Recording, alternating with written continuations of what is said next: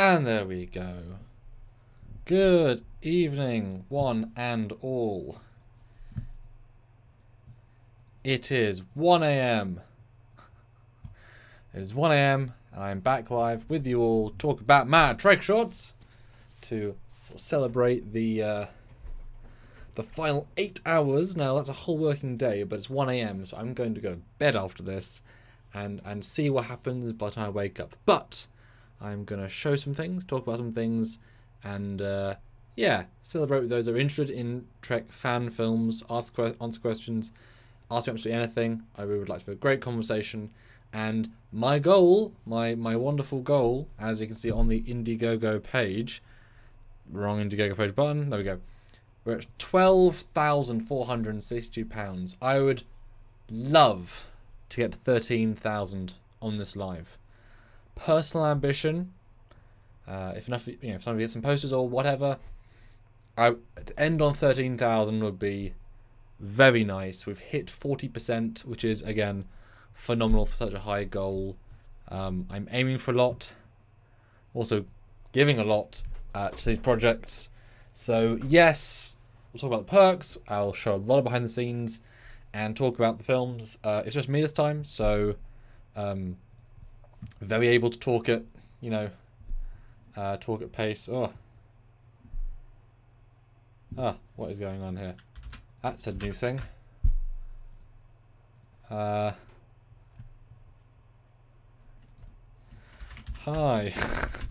Yes, the Indiegogo has only 8 has left, so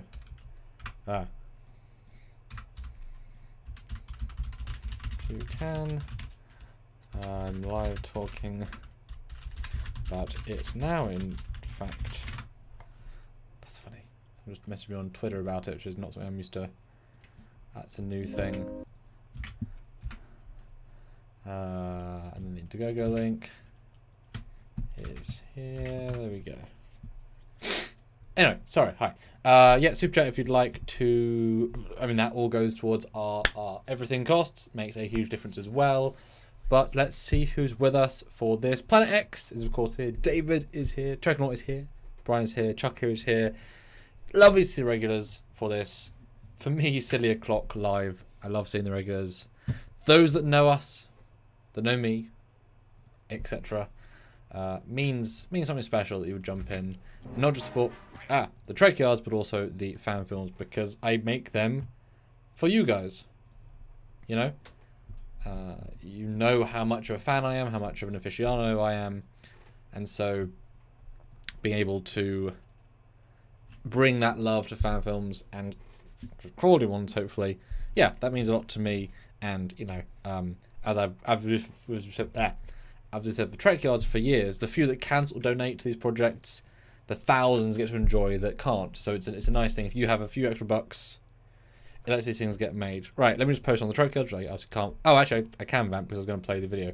So I'm going to play the pitch video, because I'm actually very, very proud of this pitch video.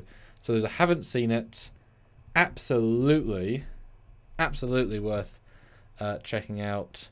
I've had so much fun. So much fun making this, especially in comparison to last year's one, which was way less dynamic because I had a lot of content. So here is the pitch video, and I will share on Facebook. Oh, I can make it more full screen, shouldn't I? Let's make give it a watch with me right now, and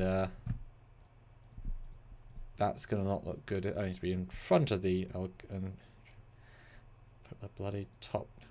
Need to move that over there. Okay. Right, let's give this a watch while I share on the Facey book. Okay.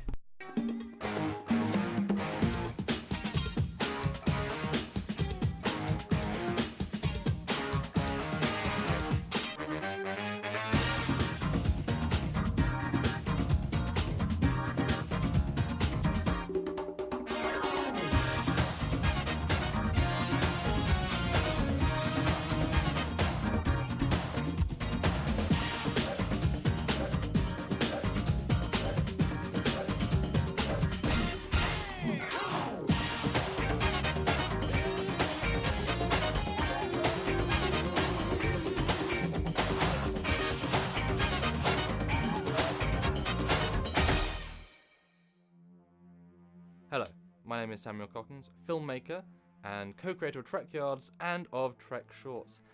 Hi, I'm Nimran Saund, and I play Lieutenant Anna Keeley. Hello, my name's Marcus Churchill, and at the moment I'm playing Lieutenant Sam Harriman. We had a certain ambition, a certain scope, and we got the money and we used the money, and then we had more good ideas and developing ideas, and we kind of turned that into the start of this epic journey. If you want to do if you want quality output, it costs money. That's the realism. That's the reality. Yeah. That's the word I was looking for. The reality bit.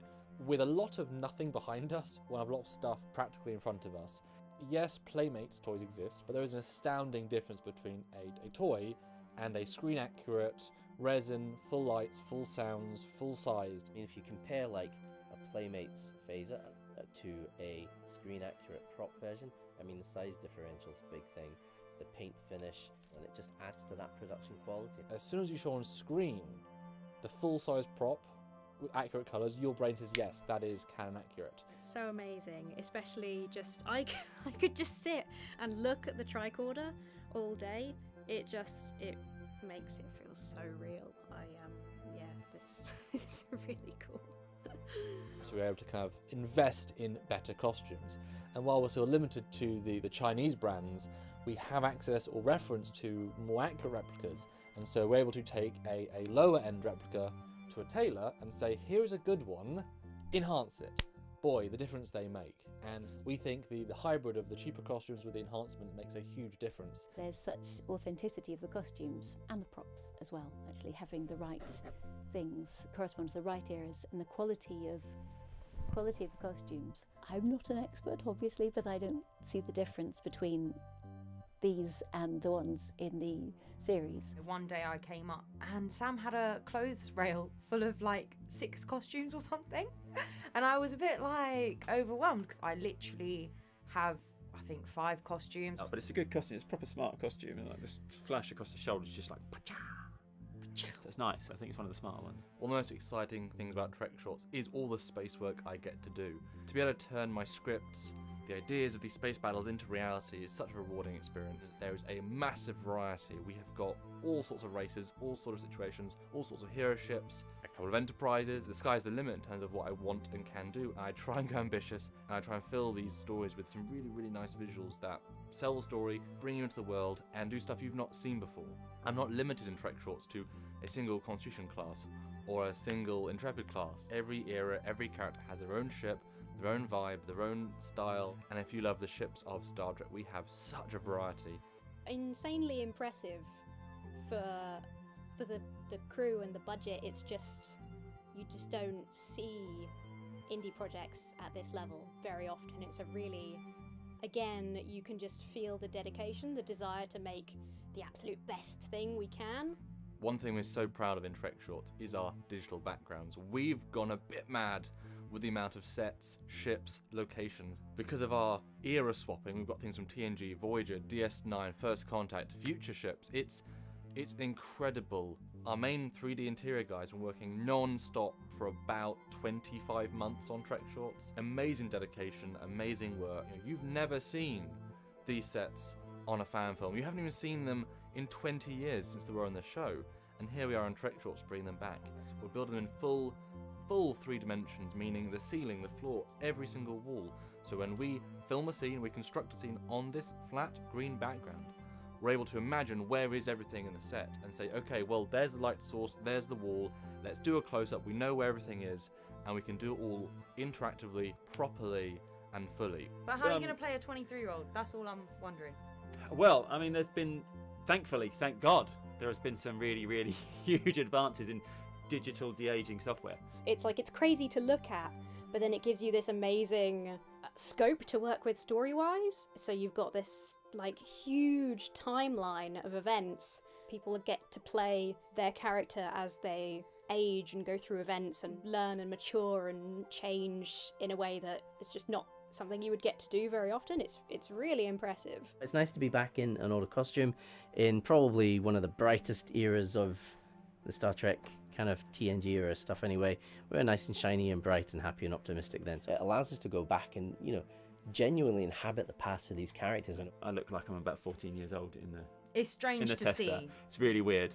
The original pitch was for 5 films, and we've done a lot more than 5 films. So we've had way more shoot days than originally planned, way more travel than originally planned, way more expenses than originally planned, and actually we've invested in more costumes and props. At the end of the day, the money only goes so far. So hence another crowdfunder. So But yeah, there's loads of extra bonus content, which technically wasn't even covered by the original Indiegogo. Yeah. That's all bonus stuff. Yeah. In 2022, we've released One Small Step, The Icarus Incident, Foley and Gambit, Judy Calls. But the fact is that when we developed these characters, these situations, other little ideas came up. And so we have, I can say, over 20 short films of varying lengths in production. If we want to keep on making this amazing content, we need you guys, once again, to just put those beautiful hands in your pockets once more. Doesn't have to be much. Yeah. Every little bit helps. The fact is, some of these hard costs are absolutely in the DNA of filmmaking. Food, travel, accommodation, hard costs, and with this many films in production, this many great ideas, those costs just mount up. Invest your money and then you'll be repaid with amazing stories and effects of characters doing brilliant things, and so many things that haven't been seen before either. So nice to look at more Trek, right? It's more of what we want as Trek fans. Those beautiful personal character stories that we love. If you're a Star Trek fan, it's exactly what you want. I think you should definitely support it, please. If you guys want to keep seeing stuff, then please, please, please do donate whatever you can. Every little helps. Thank you so much. Thank you. So support us on Indiegogo today. We have so many more costumes and props and ideas we need budget for. I think we've shown in 2022 that we can produce many quality, different and interesting films in the Trek universe, and we need your help to finish that through 2023 and 2024, because believe me, you've only seen a small fraction of what we've got, and we cannot wait for you to see more. Support today, and there's some good Trek coming for you all. Hours to Doomsday. It's a wrap. Get me out of it. Yeah, and it's so hot. He's never going to leave that in. He's never going to leave that in.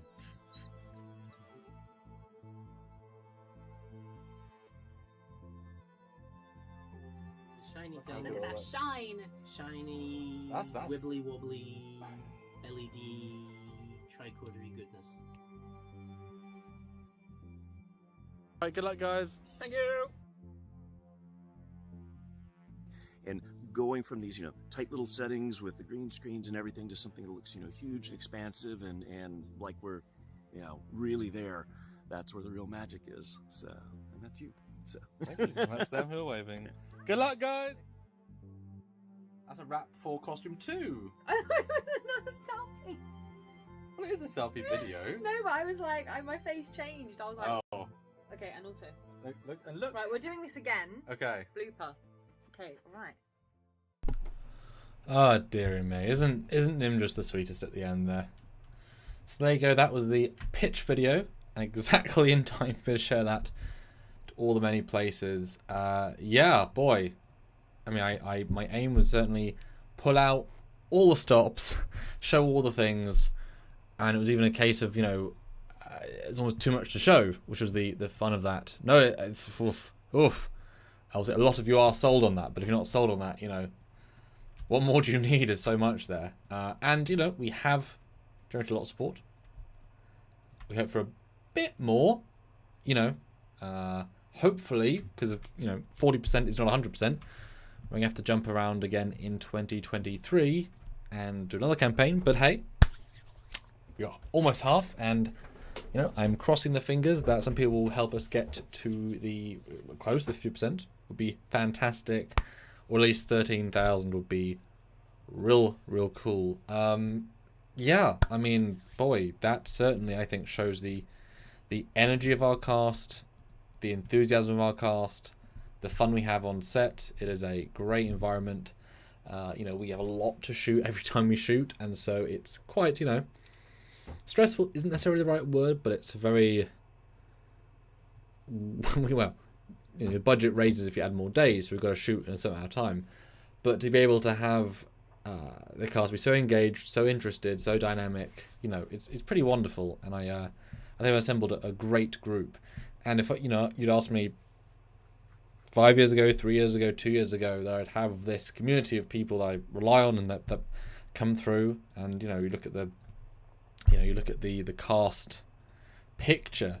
It's an amazing group to have. What's that? I mean, they all have different eras, but I chose these ones just in this promo to have 3 Nemesis. I'm counting 2 Voyager, 3 Voyager, 2 DS, 2 TNG, 1 other TNG, 2 TOS. I mean, that is a plethora of cool things. You want to. We're not just a TOS show. We're not just a TNG show. We've played the gambit, and as I've said before, the fact that the TNG era, meaning from when TNG started, they have so much, often make fun of them, diversity of uniform up until Picard. Well, I mean, Picard keeps throwing uniforms in. You have so many vibes from such a short amount of history, which is fantastic. Mark, you've done such a great job, Samuel. Thank you so much. Holy Gabriel. Hey, Commander. Love all the fan films you guys have done. The love and effort you guys put into Clear Visible. Planet X. Looks great. We'll be watching them tonight. Planet X, though. Donate if you can. A lot of this money has already been spent, and we need to spend more. £20. I'd love to read out your donation live on this live stream, as I'm here monitoring the Indiegogo. I'll be refreshing it. So I'd love to say boom, we got the 30,000, the 13,000 today, etc. Because without people's support, we can't keep making them, and I don't want to have to necessarily, the less I have to ask for next time. But Planet X, do watch them. I would say now, Planet X, find which era the film is first in, because every story has a chronological vibe to it. Then the characters evolve in the way they grow as people. So start with the TNG films, go to the Nemesis films, etc. And it's great. You've obviously seen a bit of everybody. That was a big part of the this year, when obviously I was going heavily over budget. Was very much now I need to introduce Alexa and Emma, and reintroduce Marcus, and etc. So that was very much a case of having a year full of character pieces, of windows into their lives, into their history.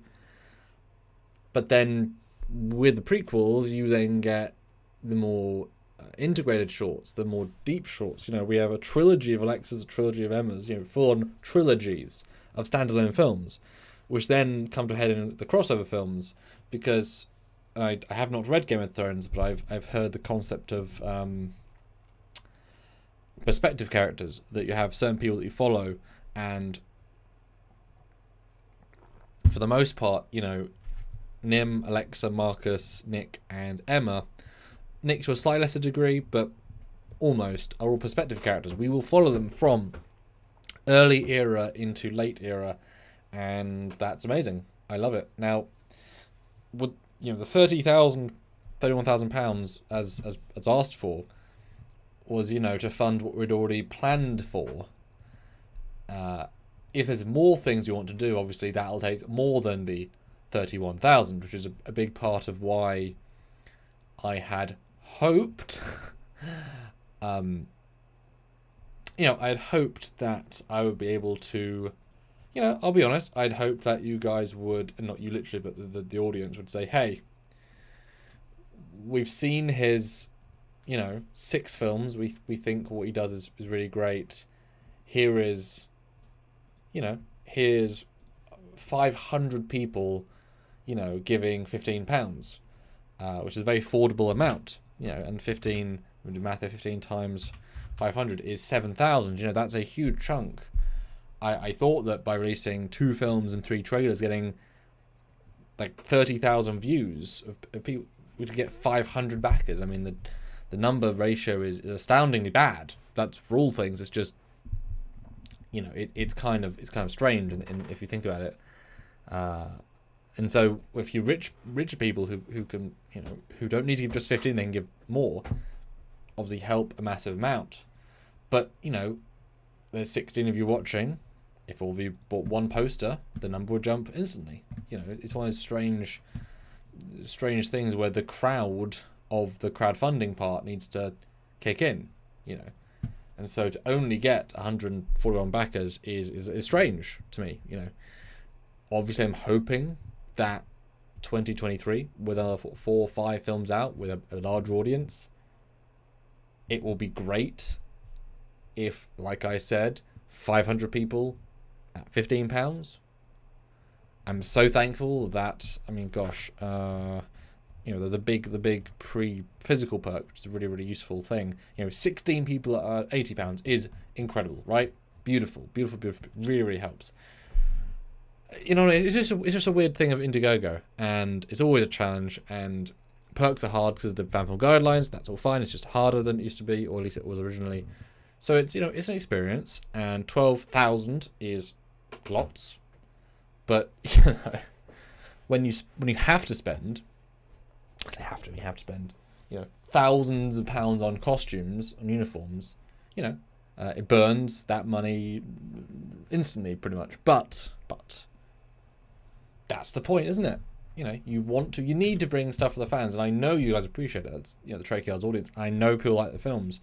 I've obviously been in the fan film community for, gosh, in it, 7, well, no, I guess technically Stargate, technically 11 years, I suppose, or 10, yeah, technically 10 this year, I guess, if you include Stargate.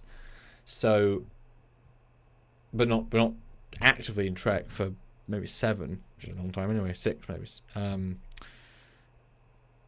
it's amazing, you know, to be active and to see the comments on films and to note the backhanded compliments and the negativity of a lot of people. My films, man, they get such positive and wonderful comments. It is astounding. It's really rewarding.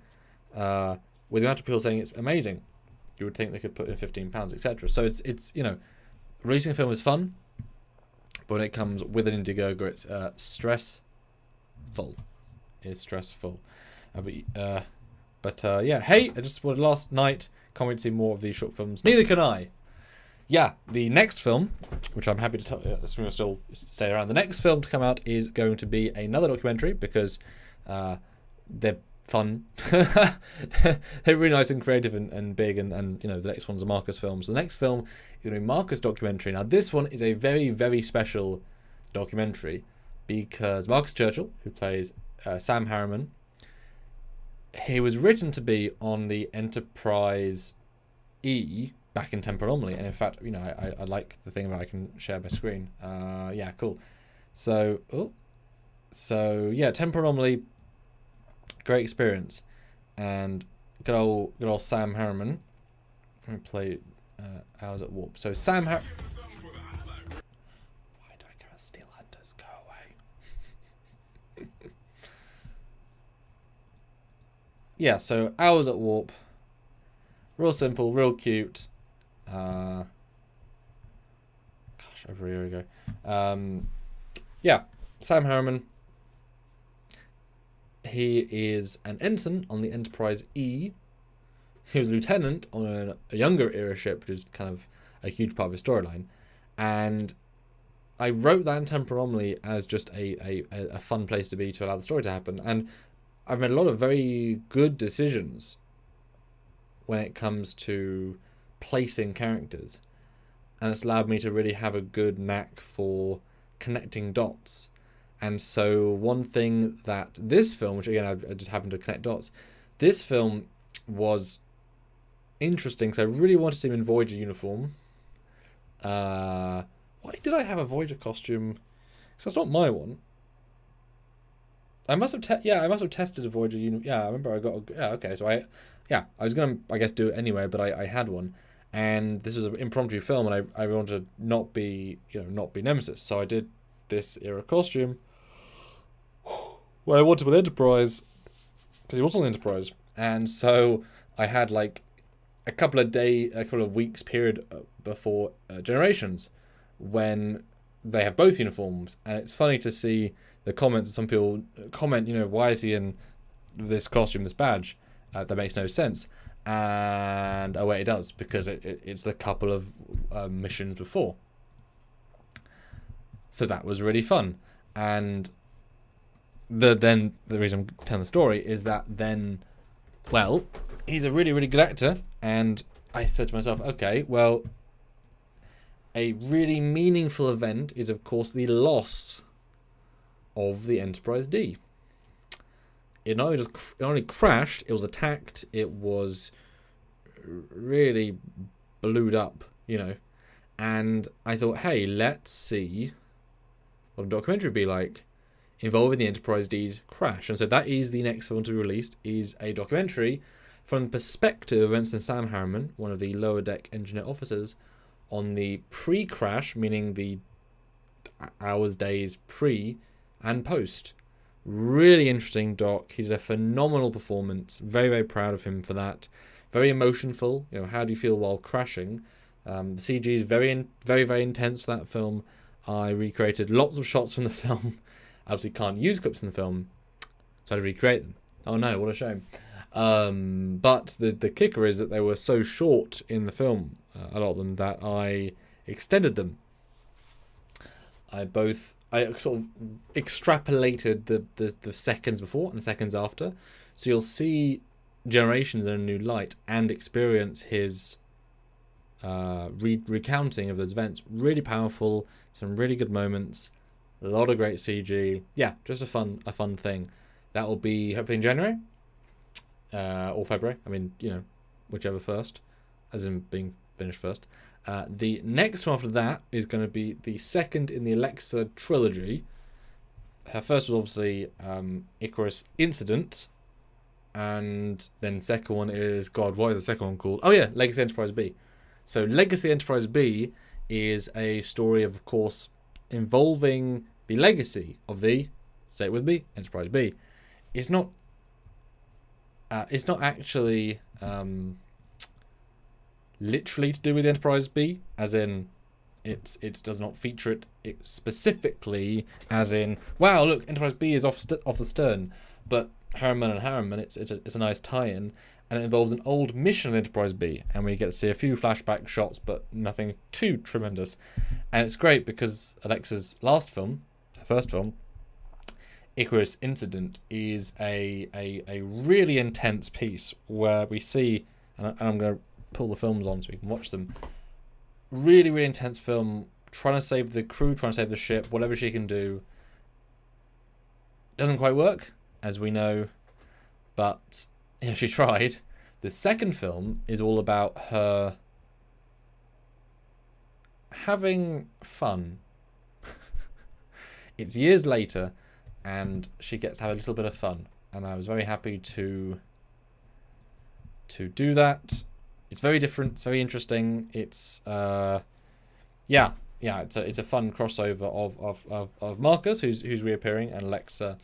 Really good energy, really good vibe. I do not know how it's going to edit together because I've not done that yet. But that's the next film.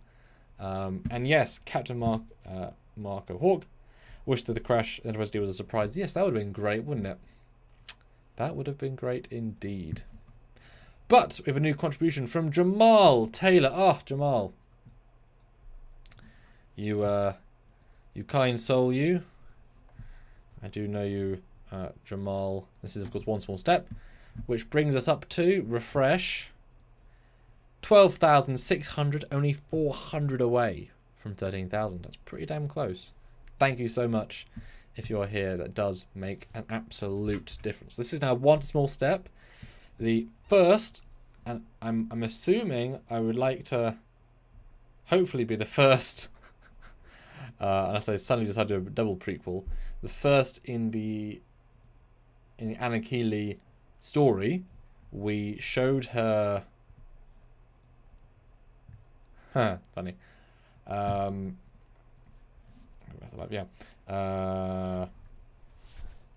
yeah, exactly, Jamal. Thank you so much. 50 does help amazingly well. Yeah, this was my intent to show the start of a character, which a funny thing I did with Emma as well, but we didn't have Emma yet, so it's so I was able to parallel and yet dichotomy both of them as well. Yeah, this was funny because I really wanted to do something every film something different. That's you know, I don't try and repeat myself except in subtlety for rhyming value. I want to have a really high octane introduction, really high octane, and because I want to set upon where I knew she was going, and I knew where she could go drama wise with the Defiant and DS9. Did I mention she's in DS9 once? I don't know. Maybe did I invent it here? I don't know. But she's basically asked to be the night shift, the third, I believe. I think it's third. Helm officer, the Defiant, and to start off as the space fight, Defiant versus Jem'Hadar, never happens in fan films except with my stuff, really. So and Squadron, so that was a great opportunity to do something different. And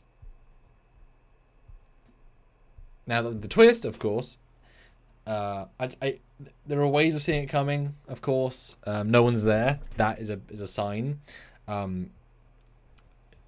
There are things, etc. They're meant to be clues, and yeah, it turns out she sucks. You know, we just saw her in A Long Way From Home, and she's great.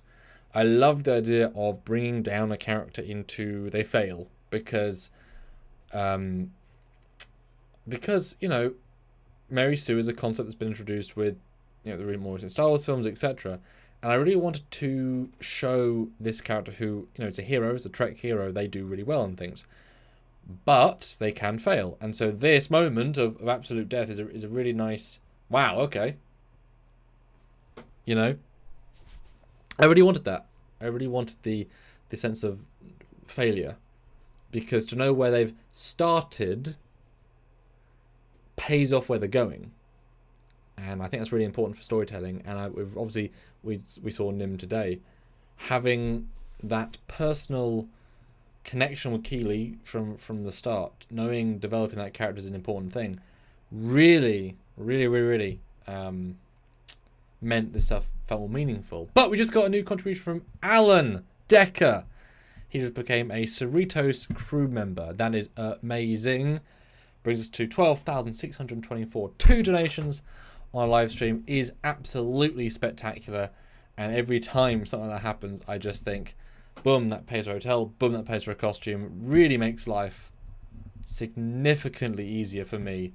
And you know me, guys, I am a cheeky sod, and I might want to keep making things if it's funded, if it's supported, because they're really rewarding to make. You know, I'm a storyteller. I have some reasonably, minimally okay amount of talent. I've invested in the props and costumes. You know, this stuff exists, and the cast exists. And the fact is, the limit of what I can do is up to budget. I'm not a wealthy person. Trekyards does not make that much, less than you think. We're not successful YouTubers, really. We're just get-by YouTubers. And if people can fund these films, you know, they're so special to make, and I can do things that people aren't doing and the community doesn't want to do, etc. Really fan. But the Snoopy does ask me, have you ever done a review upon the Blackbird class vessel, which is only half the size of a Nova, or even the oval shape Enterprise D captain's yacht? Blackbird class vessel. Is there a Blackbird Star Trek vessel? I thought it was just BSG. Let's have a look. Oh, cool. No, but I quite like that. Side profile is great, and that's a nice. That's an interesting hybrid version of her. That's cool. That's not bad. That is not bad at all. Cool. I like it. But no, we haven't. But I've just saved that, so if we end up doing it. That's cool. Yes, Brian, you're throwing out some thank yous. Yes, exactly. Indeed. Yeah, so that was a great film. Great film to make. We have, of course, Pixie joining us for this from the Avalon universe. She has since left the project, but she came along for this. She's actually in 3 films, I believe. You know, it takes a while to get into makeup, so it was great to do multiple films. And yeah, this film was so interesting because to know where she's going, to be able to write the antithesis of of negativity and excitement. Oh god, that transformer was so good. Oh, so proud of that one. Yeah, to know where she's going, a lot of these things are going to pay off later, which is pretty rare for a fan film having a multi-episode arc, and so being able to actually throw in references and knowing things that crossing the fingers when you get to 2024 and there's like 18 films out you can watch them in order, and be like, damn, that all tied together. Hopefully, yeah. That would be that'd be real good. That'd be real exciting. I would very much hope it all comes together. I think most of it will. I know obviously a few things are hard to come together, but I think for the most part it's all going to connect. I'm really trying to keep continuity straight, for sure. And of course Matt Malign, who does some incredible music. He has come through time and time again. Absolutely incredible. We really appreciate it, and gets put his work out there. Let me just play the teaser for First Date Hotel. Apparently sponsored by First Date Hotel. We'll answer the chat question. I don't care though about this, do I? Also, you don't see his ads, guys, because you're not in the. Anyway, the Soupy. Are you looking for any new shuttle designs? I got one. Well, is it a 3D model? Because when you say new designs, you're also saying like I built, textured. You know, the inside design in theory. Yeah, new things are real tricky like that. Hey, if you have a 3D model and it's in Lightwave and it can be used tomorrow, I could probably throw it in. I mean, it depends. Do you want to see your thing in Trek Shorts? There's a few people who've had sort of negotiated unique perks about seeing things. We've kind of got a chap on the Indiegogo who might be getting one of their ship designs in a Trek Short for a unique donation. Awesome. Seeing people's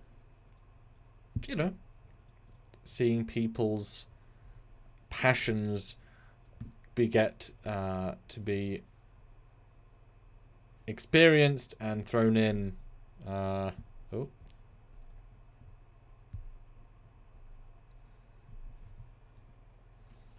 Yeah.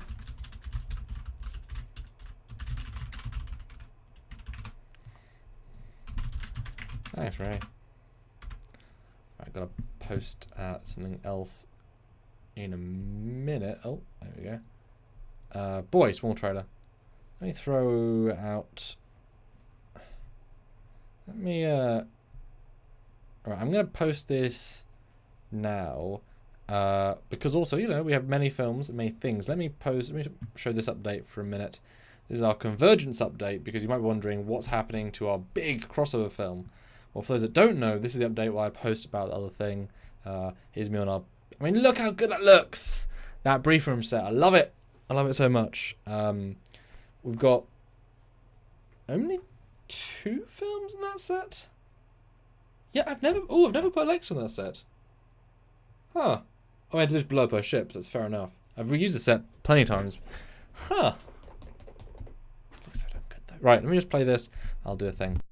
Hey guys. Welcome back. It's been a little while since this sort of video came out. But today I've got... Nimrin Sond playing Anna Keeley. This is very familiar, isn't it? And... Nick Cook playing Captain Daniel Hunter. I think you've walked in the exact same way. How many years ago? Did I? No, 4 I years don't know. ago. So this 4 is years. the OG Convergence crew, because we're finally filming Convergence again, but also for the first time.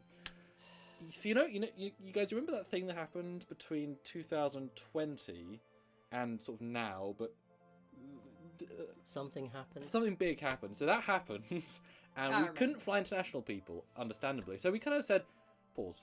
As did Yeah, there were a few problems that we ran into. yeah, but not just for us. though. Unforeseen circumstances. Bumps in the road. We'd have a date booked in 2020, I guess. Yeah, we had a date booked, everyone, and then no. The start of this year, we had discussions, plans to try and book a date.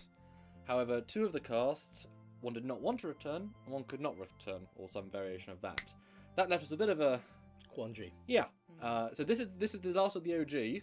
To wit, still the legend, and to wit now the big old celebrity of fan films, Anna Keeley's kind of coming to her own a bit stop. from the last time. So they're obviously back, and so much more WoW Back and before. better. Yeah. And we have 2 new cast members joining, or 3 new. Actually, many 3. people, actually. Yeah. But I Yeah, quite a might as well just say it all now, didn't Come on in. Oh wait, they're not Yeah. here. No. I might as well just say who we've got, actually, in Yes. fact. So we've got Marcus Churchill from Trek Shorts temporarily, joining us as the equivalent of the American character, so the future character, which is exciting because he's a great actor, a lot of depth, and that character is really a lot. You guys have, well, Oh read yeah. the script. I mean, it's there's so much depth added to his character now with all the other Well. stuff we've shot. That Yeah, it's a very, very Oh, yeah. full It's character. going to be a different Convergence this time. Yes. Not just that, though. We've got replacing, swapping out, ooh, how exciting. Announcing Alexa joining the cast from the Holy Core. That's Gary O'Brien's very, very good fan film. Very Holy Core, good. which you probably, Yeah. probably watch because you'll need to know who Yeah. she is. So she was a TNG era captain, which doesn't really make sense because these guys aren't TNG. Well, you weren't. You were in Starfleet and you were, well, de-aged. So she's joining, but to get her to this place, we're doing some other films there to kind of build this story into Convergence. So she'll be in that, as well as some other cameos of people that are in other Trek shorts, but kind of being clever and including. So it's actually a bigger film, a more intricate film, and it was going to be the first film that was linking to your individual films. And now it's the culmination of many, many films and many Yeah. stories and subtext and big text and catharsis for you and journey for you. And it's a quite complicated story actually now in a simple way, but there's things. it's definitely a richer experience. Yes. I think it works well this way round, I think, anyways, because now we've all had time to act. Well, most of us have had time to act alongside, and we have chemistry. Yes, which is definitely important when Makes a huge difference. Especially because that was one of the one of the reasons why we needed to reshoot certain scenes Yes. in the first version of Convergence. Yes, the original plan, of course, was to film half pre-Indiegogo, the other half after. Then the world shut down. Unfortunately, with 3 cast changes, you can't just reshoot. And much, much better cameras, and 4 years older, and different green screen. So we are going to actually reshoot the whole thing. It's an entire new script with the same story, and you can attest it's very similar, just Yeah, it is. more nuanced, which we try to keep because you donated for a certain thing and we want to give that. So it is a fresh start again, which means a bit more budget being spent, but it's part of a Trek short now. We're doing it. It's okay. We're doing it. But I'm excited. It's a big shoot. It is happening very, very, very, very soon, in fact. This Very is our soon. last big shoot before that big shoot. Everyone in the same place. 9th to the 12th of June. Just 3 weeks. just after my birthday. Aww, Have a birthday. Happy birthday, Thank Glenn. you. Happy And birthday. thank you. Have a birthday. Have 1 day of rest. Oh. Have 1 day of stress, and then off to the races as we do and there's a lot of pages. But we've done a lot of practice in filming a lot of pages in a short amount of time, an amount of time. But it's exciting. I think for us, it'll be a nice catharsis to finally get to it. Oh yeah. Yeah, Because 100%. especially us two, it was never our fault it got delayed. Yeah. But it is sad to be moving ahead without the other people that were involved It originally is. because It was a good cast. it was a good cast and looking forward to working with all of them really. So it's really sad not to be working with them, but super excited to be working with the new people that come in, to work with them again, to work with Marcus. Yes, no, exactly. It's a really nice thing to have a new cast as well because everyone gets a new, fresh experience. The chemistry's all different, but and we've learned. I mean, how many things we shot? Oh yeah, loads. Oh yeah, loads. I think, Convergence I hadn't shot in multiple years. Anyway, that's past me. I finished the posting. Olivia Julius, $2. Justice for the ring ship. Yes, justice for the ring ship. Brian, Samuel, can you tell the folks how long it takes for your team to put together the CGI spots for each section? Oh my god, that's a question and a half, isn't it? Yeah, so varied question and answer. Velsac is a good example of lots of CG. Yeah, so very dependent. No, don't want that. Very dependent. For the most part, let's be very average. 4 weeks. Let's say, right? And that's around other things. So yeah, I mean, it can take a week to write, take 2 days to write. That's kind of dependent on the script. I've often written ones in 2 hours because I have to. The CG normally, let's say for an average short, it can take about 2 weeks to do, just the space stuff. One thing I'm really trying to do in my Trek shorts is efficient reuse, meaning have as few new sets as possible. I mean, we've done so many at this point that we've got a giant buffer, and that really helps, obviously. So, you know, not having to build those is good. Those can take a month to make by themselves, and so obviously I do not encourage necessarily making loads, which is fine. But having them in the buffer is fantastic.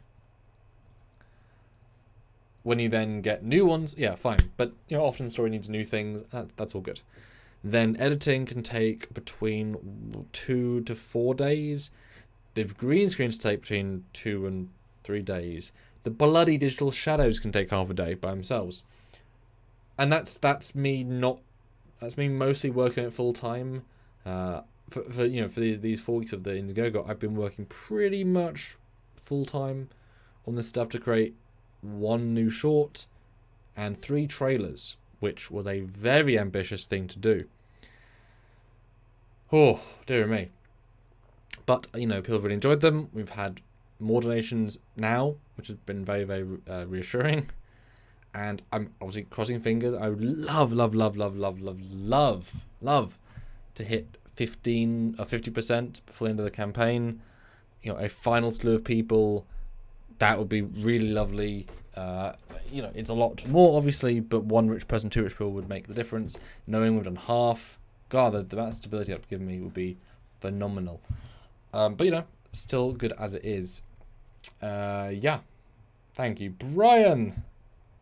Trekyards, have you ever considered an animated Captain Foley short? Now, Captain Foley, obviously. Now, in the chat right now, 20 people. How many of you, I'm being serious, how many of you would donate to an Indiegogo just to fund a Captain Foley short? I say that because there's a certain criterion that we need to fund especially, but if we were to put up a, you know, $2,000 or £2,000 Indiegogo short just for a Captain Foley short, would you donate especially for that? Because I you know, would love to do a Captain Foley short. He's, you know, lovely guy, needs some Trek acting. He is in 3 shorts. I've found various ways to not interfere with the Trek canon of him being TOS captain quite creatively. But yes, I would like to do a full one. But I do feel the overarching, you know, gotta get a fresh budget for it to make sure. But who'd be tempted to, etc. 2,000 is not a lot, but we still need quite a few people, etc. But his own fans, etc. And yeah, I would say like to. God, Trekyards. See, I know. How many of you in the chat would get a Blu-ray? If I could offer a Blu-ray for God, I don't even know how I do Blu-ray for multiple Trek things. But you know, if I could do a Blu-ray for Trek Shorts, how many of you would say yes? Oh, absolutely, because I certainly got several fan films, DVDs, and Blu-rays when they were doing Kickstarters and such. Because I want a physical version. I would adore having a Blu-ray for Trek Shorts in one way or the other, just for my personal collection. Be able to do the DVD art, etc. Would be so fun. Hard to do the guidelines, but I can imagine people getting a Blu-ray as well. I'd love one.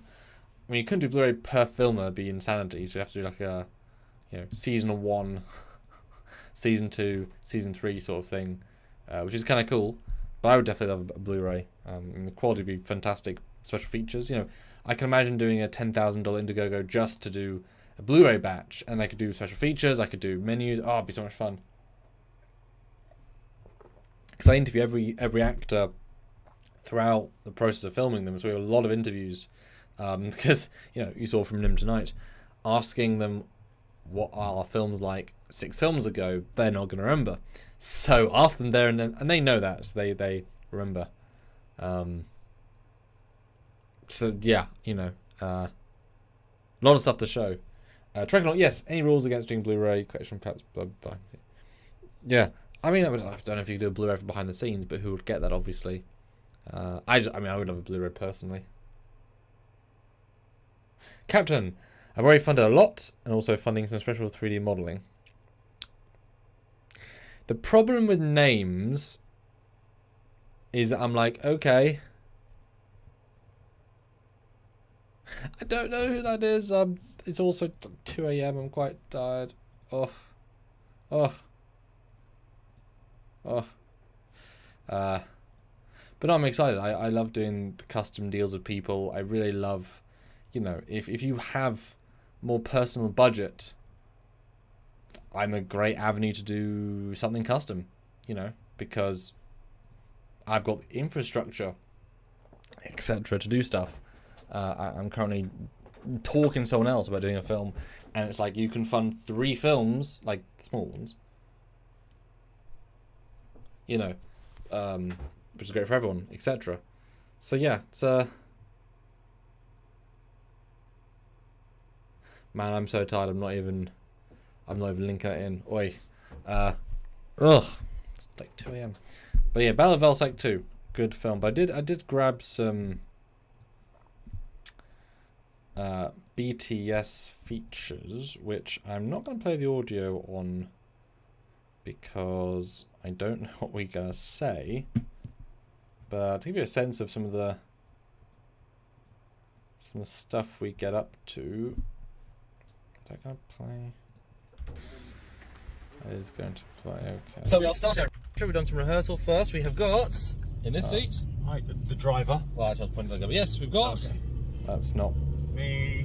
And... Characters. Okay. Is that playing or not? And Sean! From 3 parts of the country. Yay! One very close, one... You're 2 hours away, aren't you? Give us Hour and a half. Let's just lower that by 50 as well. Well, and then... That did not... Okay, thanks. You didn't do anything. Okay, what about that? Aha, okay. Yeah, lots of special features to... Yeah, we were in a... On the road to the set, I did lots of morning, sort of vloggy style things. Actors leave. Some cheeky rehearsal. Yeah, just some fun behind the scenes to show off briefly. Yeah. Yeah. But yeah. Trek Shorts, yeah. Really, really fun experience. Lots of things happening.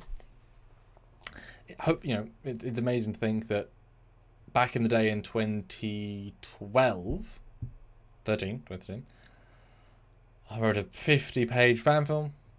I wanted it to be this epic crossover, which is, you know, a thing I like to do, and utilize, you know, every era, which is still not been done. I'm still the first and only person to do that.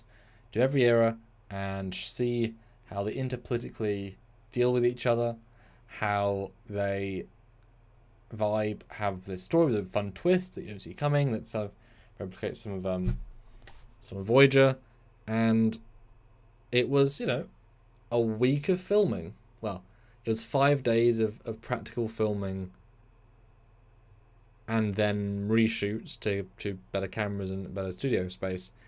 And I mean, my God, what a thing to do. You know, to wake up every day, to head to the studio and shoot all day with a cast. It was not it was not the sort of cast that I went to dinner with, because we were not. It was more of a working cast. But yeah, to have that experience was really interesting. I mean, talk about a huge difference in terms of scale to my previous film. And as a student making these things, you know, doing something that big and bold was pretty incredible. Using props and costumes I already had, buying new ones. You know, I was very pleased to get cheap cosplay one, and that was good enough for me at the time. Obviously, my standards have increased a ton.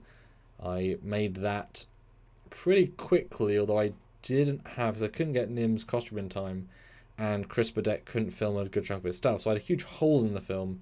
But I'd got the first like 20 minutes edited on like 9 PCs ago, really old school stuff, and you know, to think back at that is where I started, and now I can make pretty good films, filming in 4 to 6K. Really interesting comparison of experiences.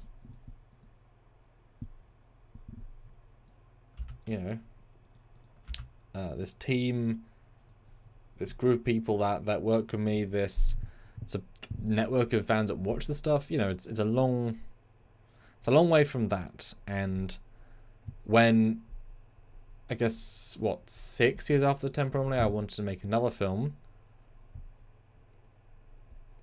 Was it almost entirely based on knowing Nick? No, I'd met Robin previously in London. And my logic was I want to do another film, but I want to skip all the who are you. You know? The who are you of time. As in, you've only got so many minutes to tell the story. Well, if you have to say who on earth the character is and give backstory, that takes time. So don't do that. So my idea was utilize characters from other films that I could get in not, let's say, local, but in the vague vicinity, and create a film with them. It's a good idea, you know. I then got to know Nick a lot more. Got Robin down. That was a fun experience to get him.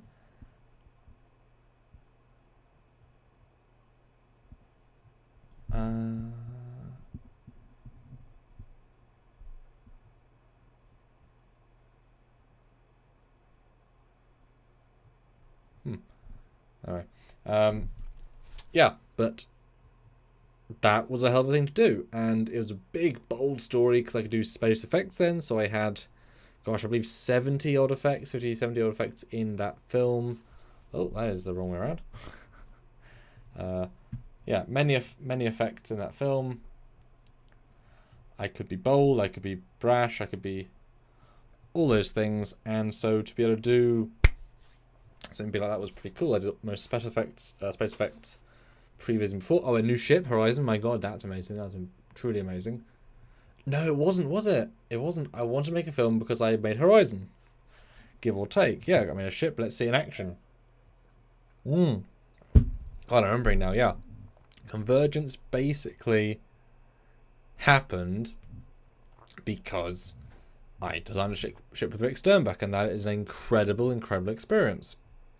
Incredible experience.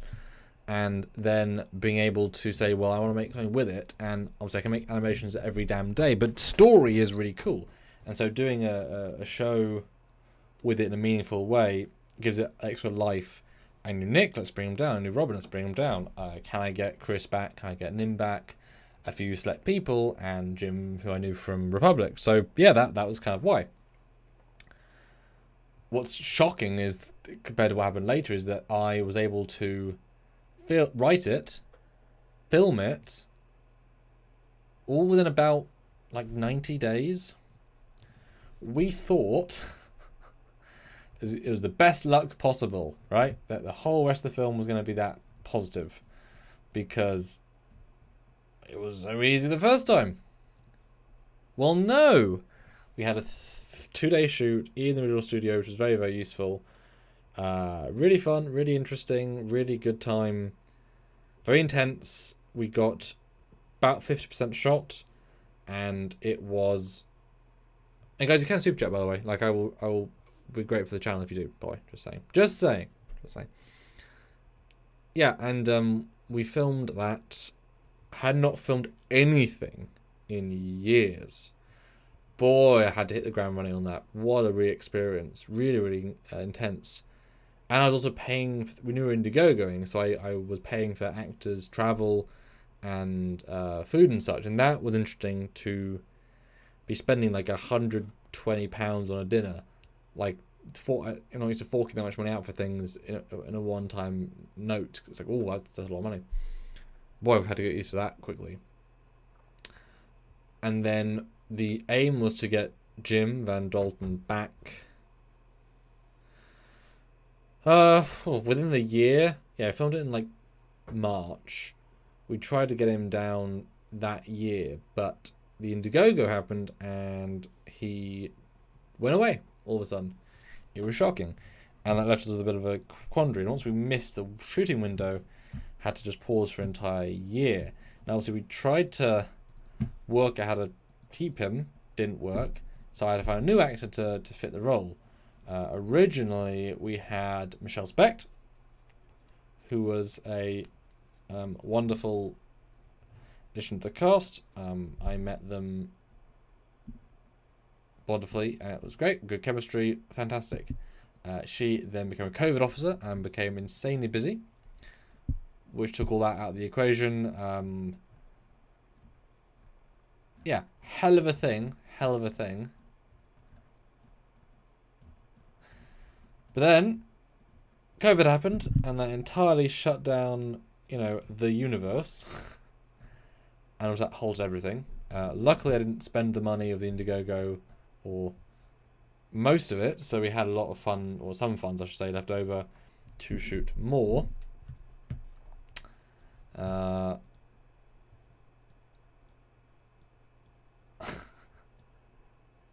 busy old sessions. Let's jump back on that. Oh, there you go. Yeah. And then from Convergence, I good friends with Nick, reconnected with Nim a lot, and great experience, really nice. COVID happened, obviously, and we were in like year 2.5 of no Convergence, and these were not because of me specifically, it wasn't my fault, but we did have no film, and I felt bad. I felt bad because I wanted to have something released, and I came up with the idea of doing a not an on TV screen film, which would have been easy, but get one actor. Nim, can you come back? Yes. Okay, great. Get Nick has a green screen at his house. Do a green screen. He has Lucia, 2 actors. So 3. Get me, 4. 4 actors, that's good enough. Do a film with the sets I've already got existent, Intrepid and you're great. We've got all these things in place. Let's make a film that is fun, is engaging, is different. What A Long Way From Home. Thinking back, what an experience to make a film again after many, many years, to really finish a film. What's interesting about A Long Way From Home is that everything changed while making it, right? Everything. And do tell me in the chat right now if you find this interesting. 20 viewers, there's not many people talking in the chat. I'd love to hear some feedback if people are enjoying the anecdotes, etc. It's a good historical record, etc. Because, support the Indiegogo. We only need £380. That's it. It's not a lot. Let me know if you're liking this. Matt Boorman, the man from Orville, Picard, TNG Season 2, BSG, Defiance,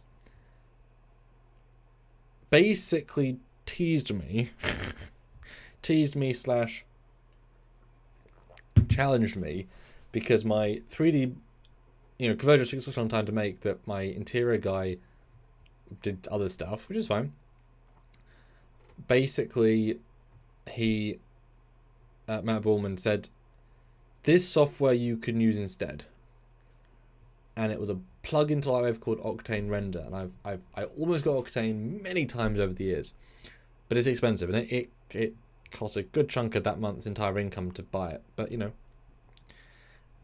and I got it, and I got a great tutorial, and suddenly with another software I had to buy called Substance Painter, and I think I spent almost my entire month's income that month on those 2 softwares. But whatever. With that, and it's amazing to think how far back and how early I was with that, to take this inability to do interiors, which I'd sort of experimented with in the original Lightwave for years, and to almost entirely bad results, I would say. Almost. Certainly not realistic in any meaningful form, and texturing has always been my big issue in every form. To be able to take a grey set from any modeler that I was given, which is what I'm given, in essence, a non-model, a non-texture model. I can take that model, work on as much as I want or as little as I want, and create a two film ready interior. And Trek, I love having interiors because it you know, what effectively is a single person standing in a single space. If you swap locations, it feels like two things, even though it might just be the same actor in the same rough place. And that was a giant key that unlocked this giant ability set for me, which I've learned and I've enhanced for coming on a year and a half, I guess. But to have that, and to now have probably done, let's say, 40 sets, 50 sets at this point of various projects, and then to be able to then take those renders and put them into a fan film, you know, I can comfortably introduce a set for 5 minutes of a film, and it's not the hardest thing in the universe to do, you know.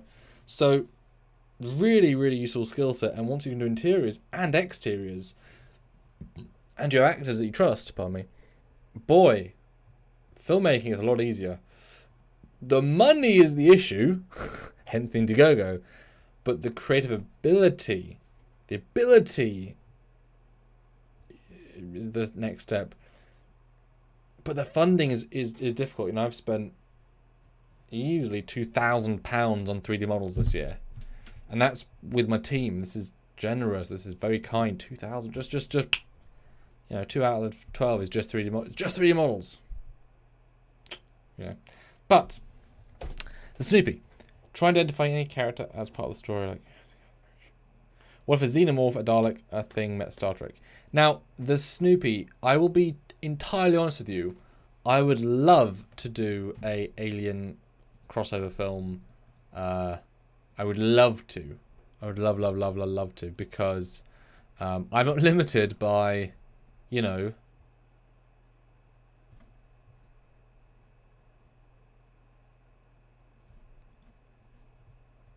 yeah, I would love to, you know, I don't have to work with licensing, so if I want to throw in something from Paramount, Fox, whatever, I can, and I love that. It's such a cool ability to do fan films. Xenomorphs, I may have bought some Xenomorph models earlier this year, etc. I really have some fun ideas, but the funding is the issue. You know, I've done 6 films this year already. I'll be honest, if you want to see an Alien film done by me, I would love to. Oh, what? Xenomorphs. I'm fine. Yeah, I would really love to do those things. So if you put in £100, I'm very more likely to do an Aliens something. I've got some ideas. General Give is $2. How many cameras do you shoot your films with, Sam? 2.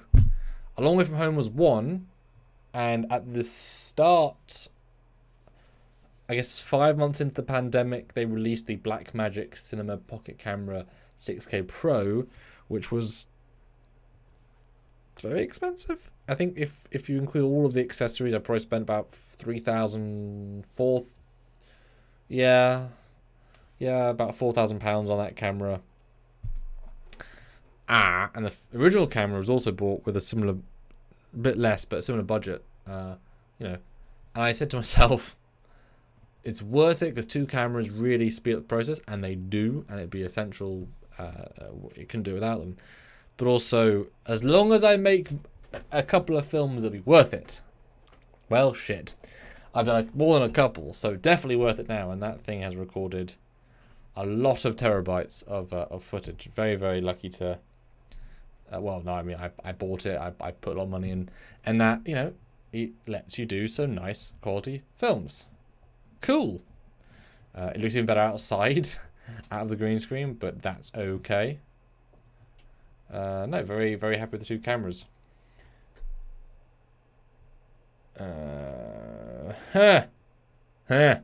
Junker is $2, thank you. Now you can skip alienizing with the Xenogorn. Xenogorn! It's a great name. Yeah. Ugh. I will say there's a video game called Starfleet Command.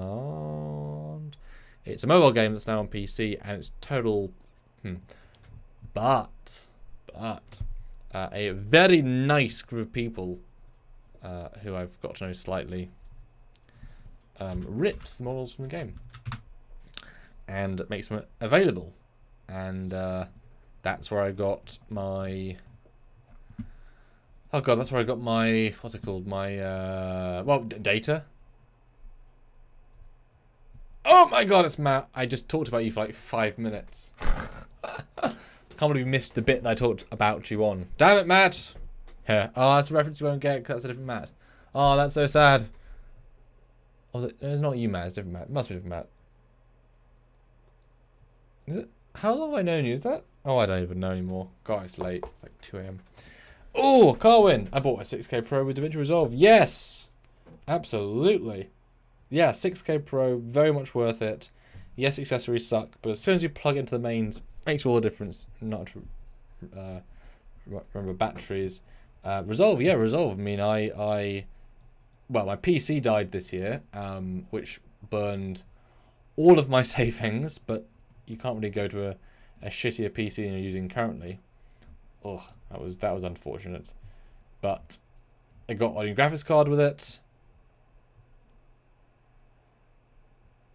Yeah, and boy, when you have a good graphics card, the Resolve rips through, absolutely rips through footage, and I love being able to render 6K footage into 4K.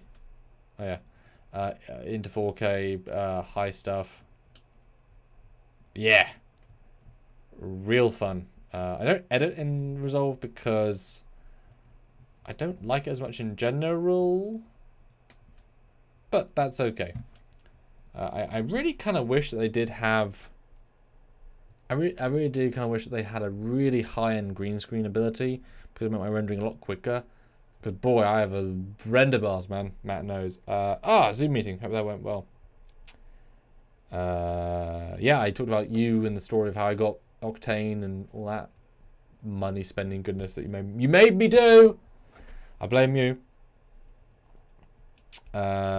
Yeah, Colin, I got the 6K Pro and the cinema camera and the ability to render real time in Resolve. Yeah, when you're rendering at 24 frames a second for 24... when in the old days, it's not doing that. It's really rewarding. When you can render 60 frames a second of a 120 and you're burning through footage. For a long way from home, the big, I was learning again. I hadn't done this for a long time. I mean, just like seeing how far we could push things, and it was still in 4K. Oh, dear me. 2 a.m.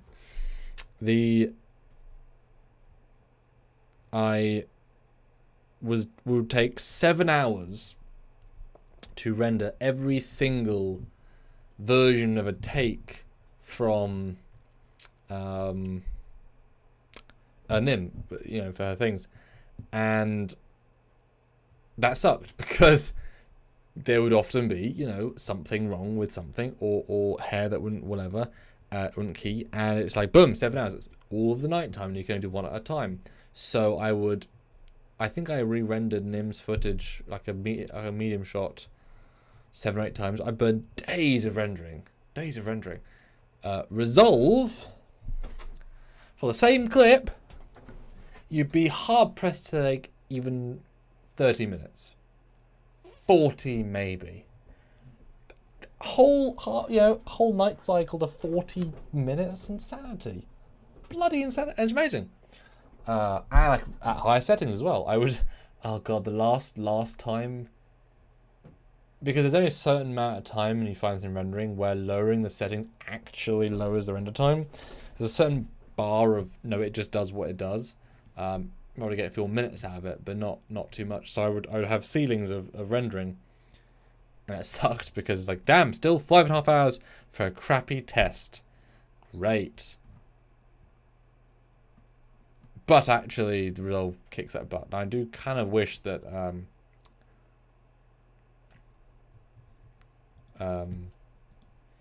things. Carwin, Magic is bloody awesome. Is it? Because I've been tempted to look at it and do a mask for early green screening. You tell me how good is. How good is how good?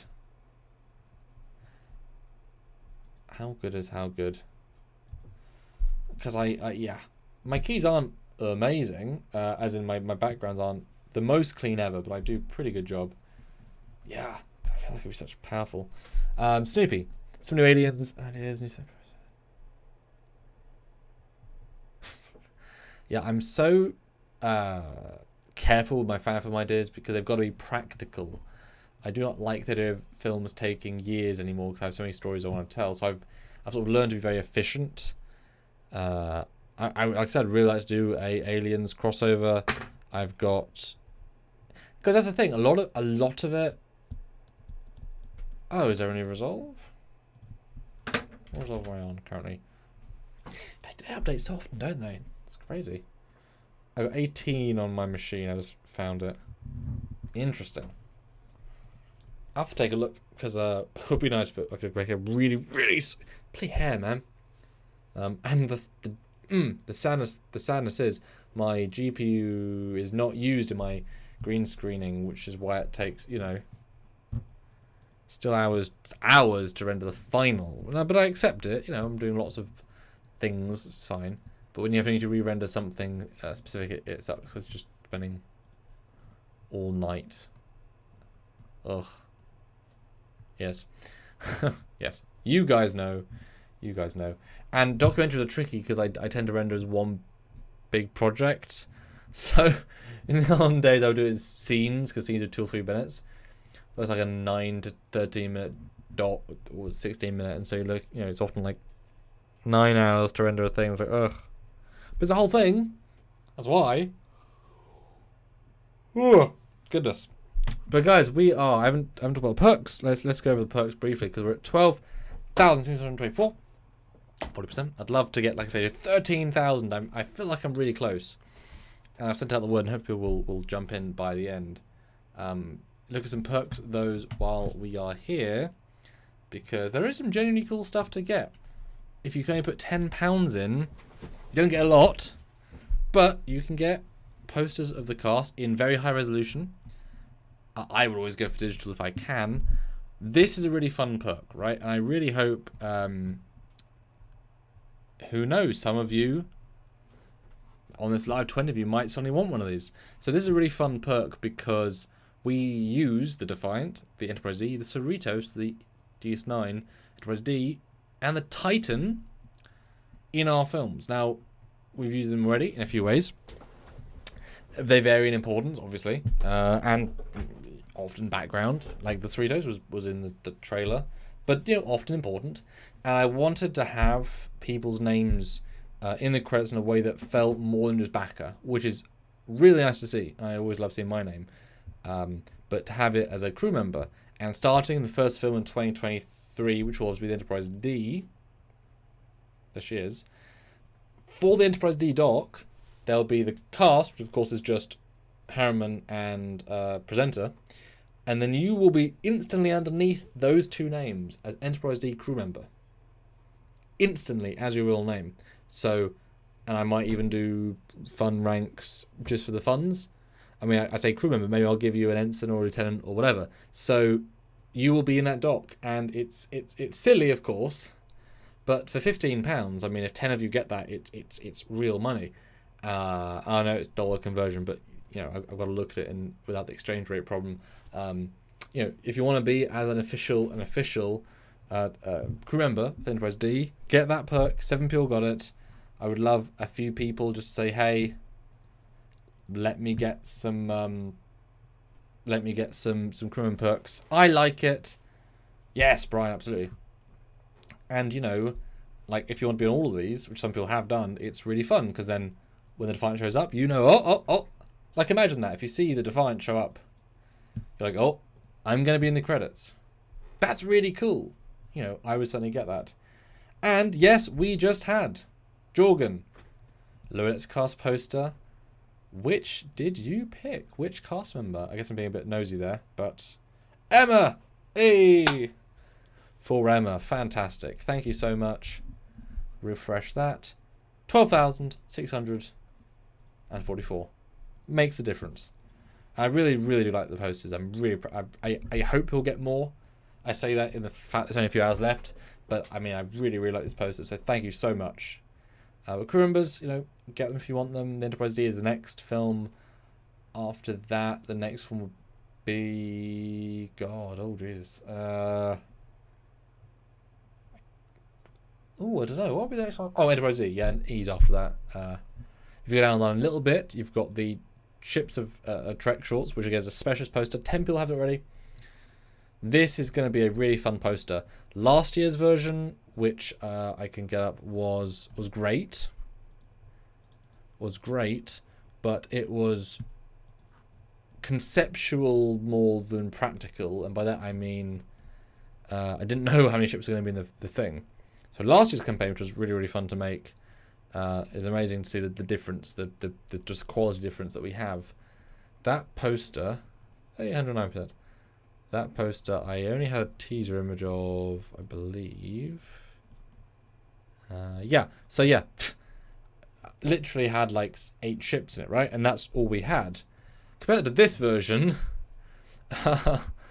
and there's a clear review. For real, all of those ships are in the show, in the shows. And what's great about this is that I kind of spoil a few ships' appearances, and I'm okay with that. I mean, you know, who cares in the grand scheme? But it's like, it's fun to kind of talk about that stuff.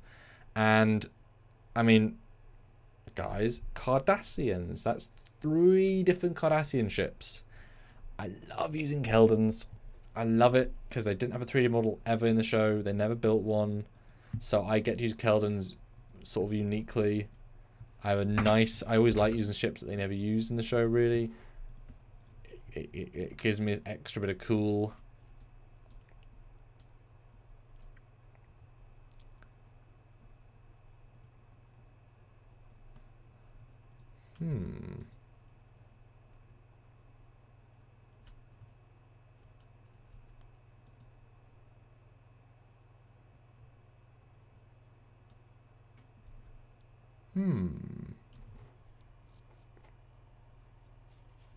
That's an interesting idea.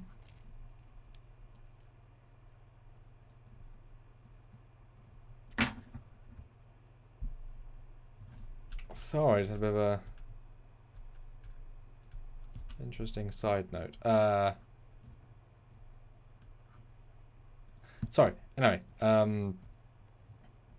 yeah. So yeah, great poster. Really love it. Lots of cool things in that, and it'll be updated with the new ships when we do more films, and it'll be really filled to the brim with things at scale. So some ships will be tiny, but that's the fun of it, because it's like, damn, it's like a living, breathing history of like what ships exist in Trek to real scale, including original ships, fan designs, etc. Really, really fun. 10 people have got that as digital, and for physical signed, that's signed by me. Basically, anyone else I've got on the day to sign it. Really love that. I'm very happy you guys have got those. I really would love to be able to get the posters, click and sign them, make them limited. Not to say I'm famous by any means, but having something physical you can put on a wall or near a wall, whatever. You know, it makes me feel nice. You know, it's a special feeling to have that. Now, why did that die? Okay, it's bad. Oh, is that? Yeah, okay. Then obviously you got the Lyrics cast poster. Again, love it. 3 of you got it. I'd like some more, of course. The levels, you know, you get digital perks, soundtracks, posters. We've got a lot of films, a lot of things, and what's great is that up to a certain level, those will be sent out. I'm doing like a big, basically I'm doing a delivery perks in February, after I've done some real work. So yeah, I'll be doing posters, getting those signed in January, and I meet people again for filming. Already got lots signed, so I'll try and get out as much as I can already. Thankfully, I did not get the Convergence perks printed because the cast changed, but I do not have the locked stuff, so I can get genuine posters signed and sent off. February is my month for that, and you'll get, hopefully I'll film out by then, so you can pick, hey, which 2 films? That's the question. I love that. You know, it's a nice choice. As you go higher up in the tiers, do you want all digital? No one got that, but hey, if you want to get that briefly now, sign poster, return, you get 5. That will be sent out briefly. Yes, guys, name a character. This one's really fun. I'm really glad people have got this, because I'm really happy to be able to offer this.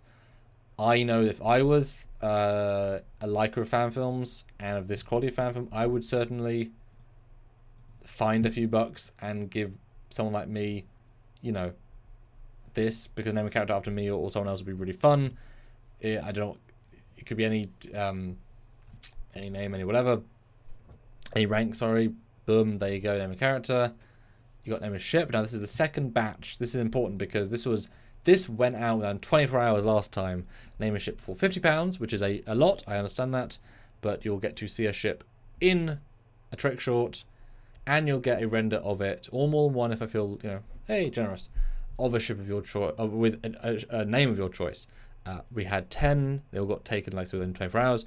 6 more available. If we can get all 5 of them left, that will bring us up to almost 13k. So if anyone here wants to get that right now, that will make us jump. Fantastic. I believe someone said they want to get 2, which would be great. Hopefully they can do that before time's up, because that £100 goes a very, very long way. Very, very long way.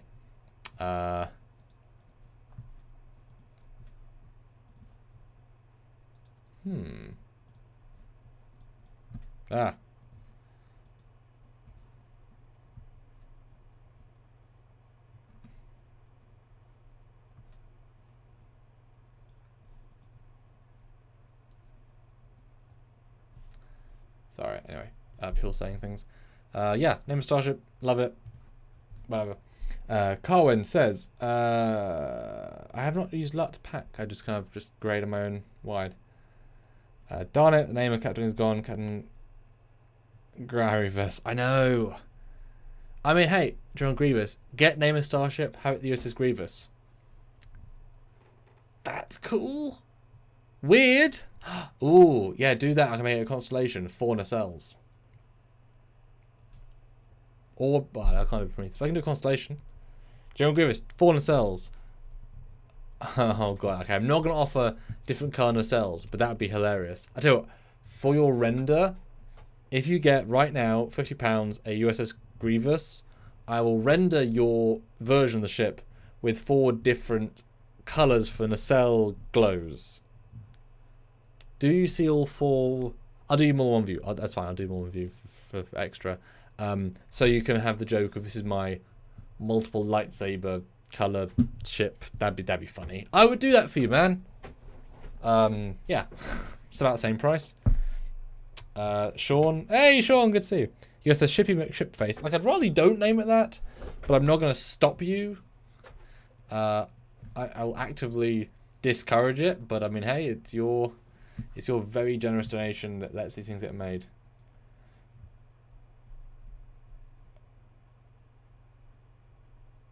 What I say? Oh yes. Now one of the big perks. There's a few really, really big perks, because I hoped that some people would jump in at the very high level. Luckily, they have. We had some associate producers. We had 5-star Admiral, which was fun to make. We had a Section 31 perk. So this was basically you get a credit, and it's a really silly like bonus thing. So you get lots of real stuff, of course. 5-sign scripts, which is freaking fantastic. I'm gonna love getting cast sign those.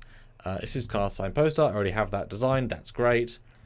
I have actually forgotten what the secret perk is, but I had an idea after remember it. But it was a really, really fun idea. It's a really good idea. It's a simple idea, but it's a good idea. The Section 31 Consultant's the fun one, because in every single film,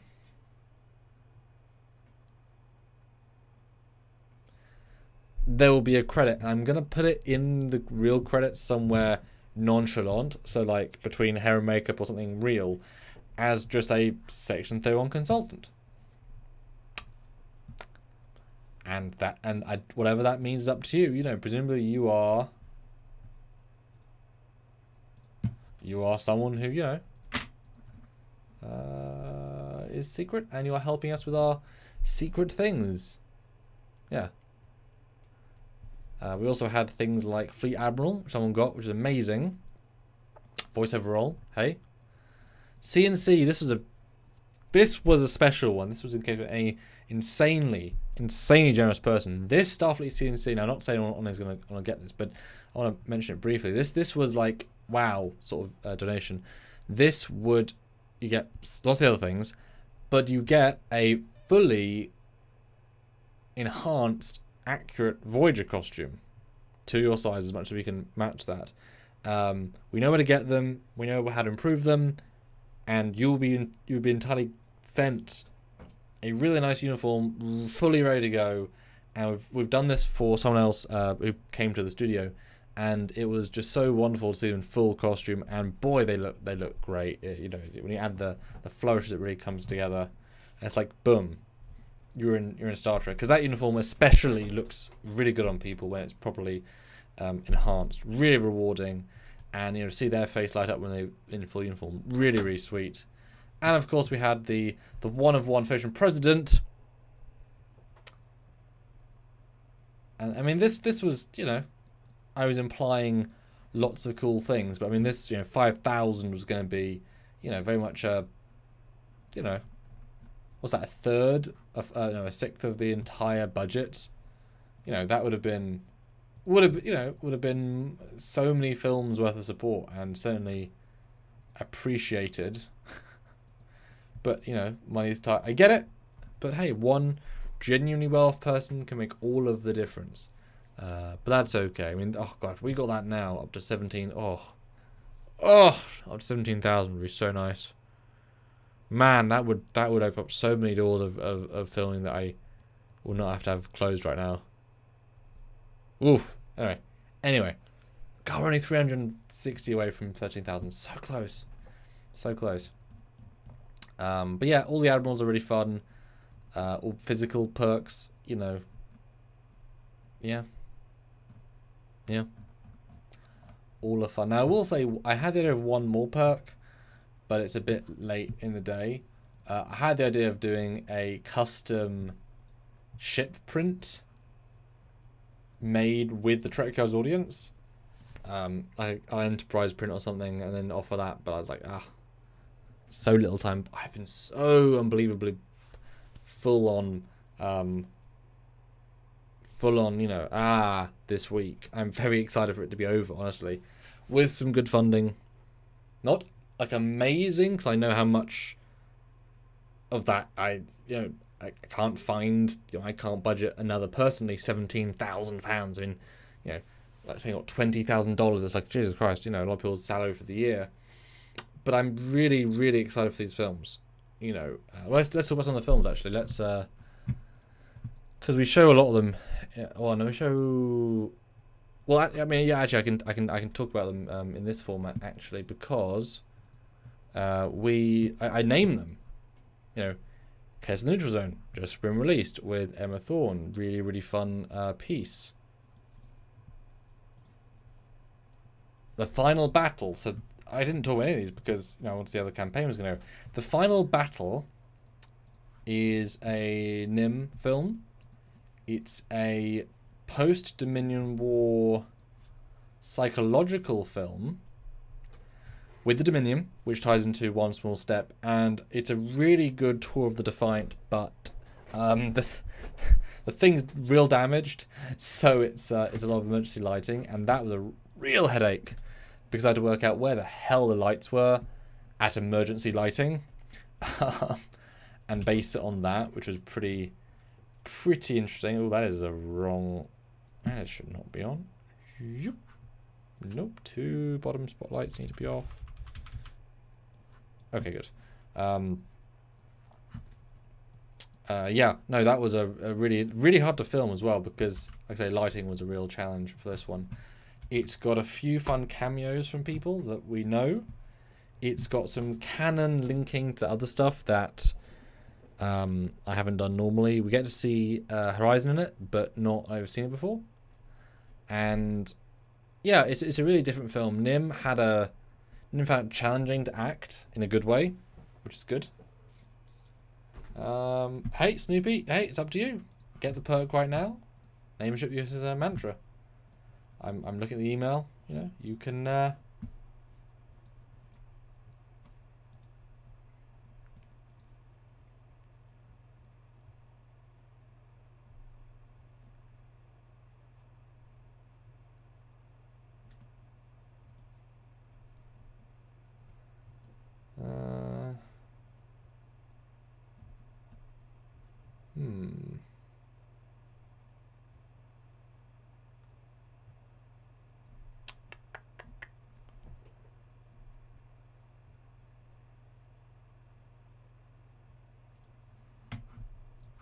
Anyway, yeah. So final battle, Flea Moment Peace. You know that's the one with Squadron crossover.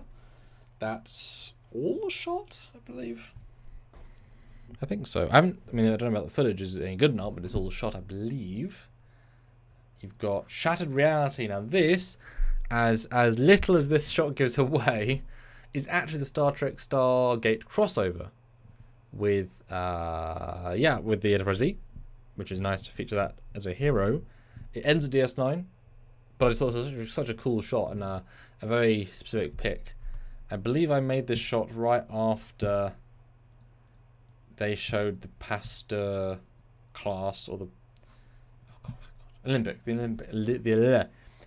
class in Lower Decks again. So I was like, I can add this. So that was great. So I added that in.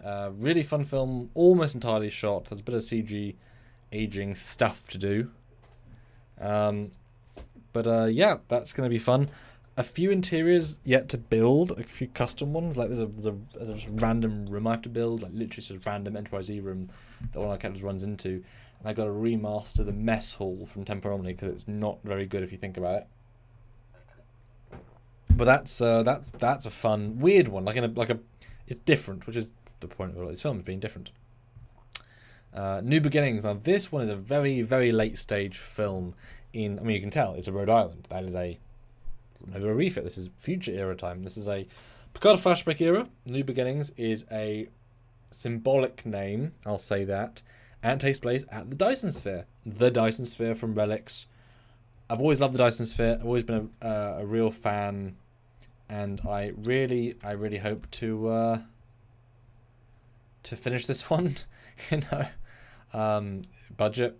But I hope it'll be great. I hope people will enjoy it. And the Dyson Sphere is not well. It isn't a huge part of the story. It's cleverly used, which is why it's fun. But really happy to make that. I've done trying to do many shots of the Dyson Sphere. Was a fun challenge, make it look interesting each time. But New Beginnings. Chaos Neutral Zone, again, you saw that. Love this shot to bits. Back to the Briar Patch is the third in the Alexa trilogy. I mean, it says, speaks for itself. Back to the Briar Patch. It is involving, we go back to the Baku planet. There is the Enterprise Z and the solar ship, which is great because it's very much a spiritual sequel to Insurrection, which is great because Insurrection happened just for Temporal Anomaly, so it's a fun little roundabout, and that's great. I loved seeing the solar ship again. I've recreated some shots from Insurrection, which is fun. Donnie's here. Hi, Donnie. Good to see you. Donnie, have you donated to the Indiegogo? We're just barely shy of 13,000. We'd love to hit that goal. Buy a poster. Get a ship name. Name a ship. Wouldn't it be great?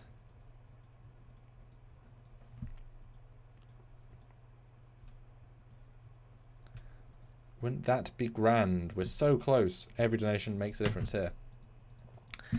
Briar Patch, Velsac 2 has already come out, obviously. The DS9 dock. As Doomsday, big Doomsday film. That's fully shot and almost fully CG'd. That one's a big film. Legacy Enterprise B. There we go. Teaser shot. There's a runabout. New Beginnings. That's the Briar Patch. The Dyson Sphere one. It's one of the flashbacks. Obviously, Tiajira. You've got stuff you don't ever see before. A fleet. Globular cluster. Don't know what that is. Final battle. Again, more defiant action. Joint. Wow, didn't have the name for that. This that's funny. So Joint Romulus is now called Voyage to the Voyage Beyond. That's funny. I had to name everything really quickly, so that was I've changed names since. Oh dear me. That's funny. Starring. So yeah, those are the films I teased in that one. And just what a wonderful cast. What a wonderful cast. It was great. I definitely risked it by showing silly pictures of everyone. Sean Ferrick, he's in several films. While some of those films are not funded in theory, I definitely want to push forward on them, and hope you'll all jump back and support in 2023. Sean's amazing. His acting's really good. It costs a bit to get down, but the films are definitely worth it. We've got Bethany Johnson, who is there. She's not been talked about because she's a heavily spoiler character. Some stuff's really hard to talk about because I have this whole fleshed out universe, so it's tricky. But we did this before she went to university, so it's very much had to do it before could not do it. And as you can see, TNG, Killian, he has returned from Temporal Anomaly to reprise his role. Really good to see him back in the film. That is a crossover with Drone Dominion. I love the team there. Gary Davis, I mean, there you go. He filmed a good chunk of stuff for us as well. Jacob from Squadron, he is returning as his character. A second go round, fantastic. Kate from These Are the Voyages, Aaron Vanderklay's show. Loved getting them back. She did a great job. Very good actress. I look forward to actually watching her stuff properly. Yes, fun fact. Yes. Yeah, don't. If you're gonna donate, don't donate with a tip, because we're not Americans. I'm not American, and don't do that, because it's a default and it shouldn't be a default. But whatever. Because general, I assume that is you then. If I refresh this, 12,643, 44, 94. My God, I'm tired. Excellent. I guess you are taking me up on the offer for the multiple color nacelle. That'll be funny in a good way. Excellent.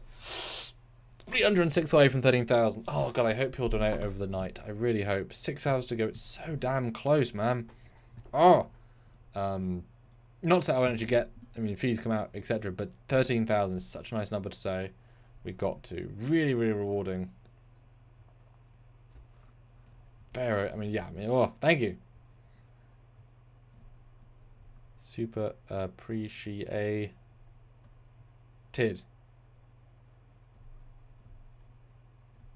That'll be fun one to do. Yeah, Kate, and then Tyler from Avalon. I mean, it's not a hint. It's not at all a tease who he's playing based on his makeup. Great, silly, great role, and the main core team. I mean, I would love to get us all back together again, but it was like £5,000 for this shoot. And given that we've only raised 13, it's like, I can't afford that, But once was great, and who knows for later films. God, it's really fun to see the original campaign and see the it was really interesting, this campaign, because I had to do a lot of stuff for Trek Shorts. I mean, I had one shot for each film. I had to make them really count. So there was a beautiful. This was an example of how I could do the new interior or exteriors. Just a sense of the scale, but still really small.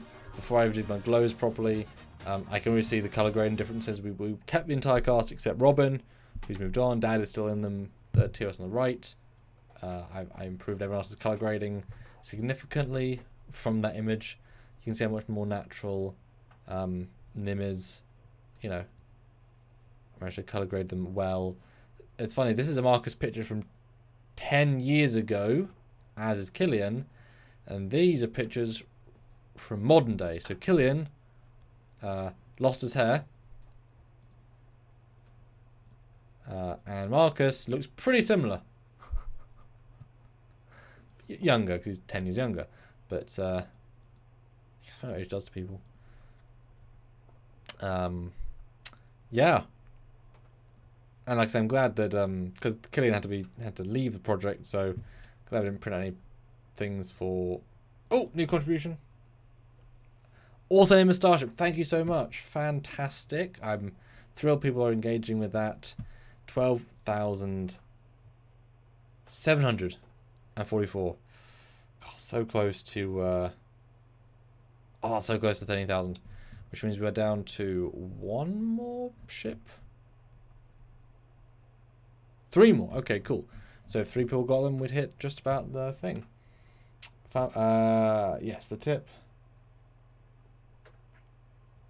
Oh, journalist. Well, there we go. What funny timing. 100 in a few minutes. Nice. Well, yes, thank you.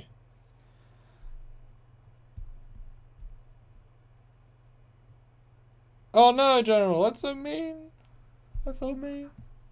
I will say that I do intend. Well, I've written it. I've got a short which involves the back of the runabout, which was only ever seen once. I was like, well, we need to see it somewhere. I really need to run about more. It's a very fun ship to use.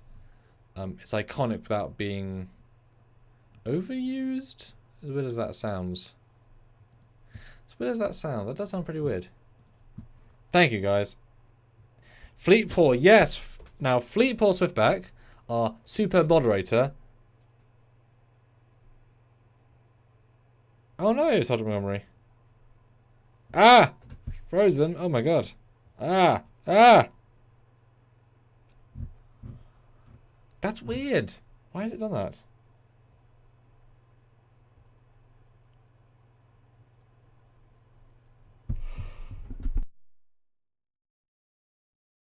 But Fleetpaw Swiftback, you can rest assured that in fact the USS Swiftback is appearing in this weekend's fan film shoot.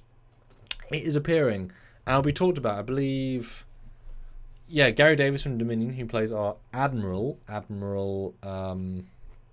Weir. Admiral Weir after Weir from Stargate Atlantis is my little tribute to Terry Higginson. Yeah, I love Terry. Tori. I love Tori. Several times she remembers me. We have a good energy. Really like Tori, and yeah, I love her. So Admiral Weir, and he is going to be saying the Swiftback because, as I mentioned to you privately, the Swiftback boy did some stuff for Earth and not good stuff. So that'll be fun. I hope you enjoy hearing your name on that. Oh, Sergeant Montgomery working on it. We have 6 hours left. I hope you can too. I'd love to hit 13k. It'd be such a nice feeling to wake up and see 13. I mean, in fairness, you know, if anyone was putting 1,000, I'd love 14. Obviously, we're sort of relatively close to 15. It'd be that. But we've gone up another bit. Oh, we're here 41%. Excellent. Because I'm looking at this and I'm thinking, you know, oh, that's a £350 hotel weekend. That's £200 of food. You know, over the course of a multi-day shoot. Because, you know, they shouldn't have to pay for their own food, etc. Because it's not fair, etc. So it amounts up. So these things do make a difference. Yes. Now the bloody Delta. I'd love to include the Delta Flyer in a film. I do have a Delta Flyer. Well, I mean, I have a Delta Flyer I can use, and it's so damn sleek. And we know that in lower decks, of course, that people know about the Delta Flyer. They encourage and like the Delta Flyer, so as in at Rutherford. So I can use the Delta Flyer as an active ship.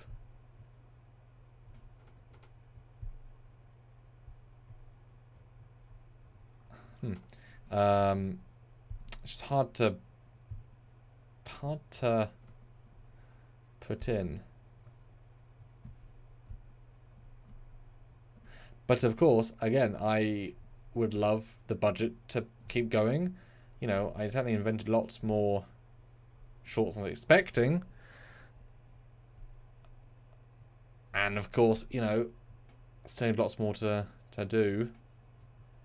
Yes, it would be nice if I next year got all the funding so I could do a few more. There's always more ideas.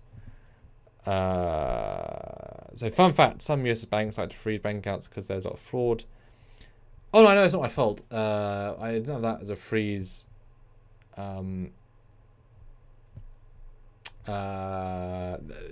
Banks tend to not email, but they They like to.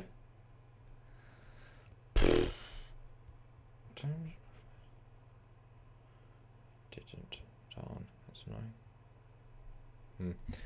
annoying. Oh yeah, they send you a text and you have to confirm it. Like my PC got entirely dismissed, so I had to do the whole authentication thing on the phone because they're like 5,000. Yeah, whatever. Feel free to, if you want to try change. No, I think yes, Grievous is fun. I think that's a great name. I'm all for that. I have to find a film where that makes sense to kind of make it ominous. God, can you imagine if I can work out a way of making it like an enemy ship?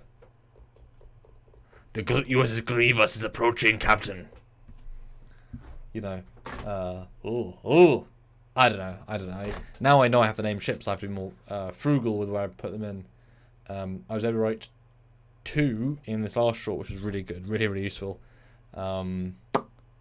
I know that my DS9 my DS9 films with Keeley are going to be around DS9, so I'm going to absolutely use that as a great. Oh my God, Fleetpaw! Ha! Well, I mean, hey, Fleetpaw, you did already do a lot. Obviously, so I'm not encouraging this, but I mean, hey, if you want to get another ship name perk and call it Kenobi, I could probably work out a way, oh God, of having the Kenobi and the Grievous in the same scene. That'd be quite funny. What a meta scene, god damn.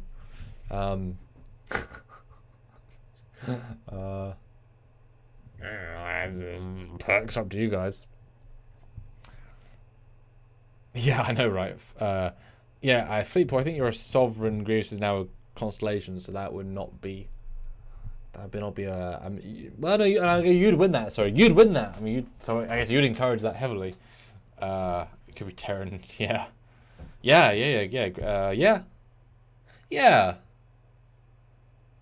I do have a fan who's interested in sponsoring a mirror film, which is great because sponsoring a film pays for other films. Possibly, I wonder. What a meta within a meta thing. Having I could probably yeah. Oh God, I have to bloody mirror. Oh, fucking texturing, Jesus. Is that good? Would you prefer it to be a classic constellation or a one with mirror texturing, which is a whole faff on me, but fine, is what it is. You tell me. I'll have to keep that in my mind. I will be obviously sending out emails about who, what, where. Hey.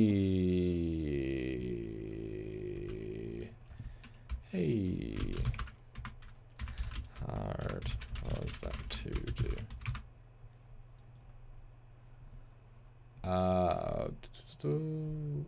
If you're driving, cool.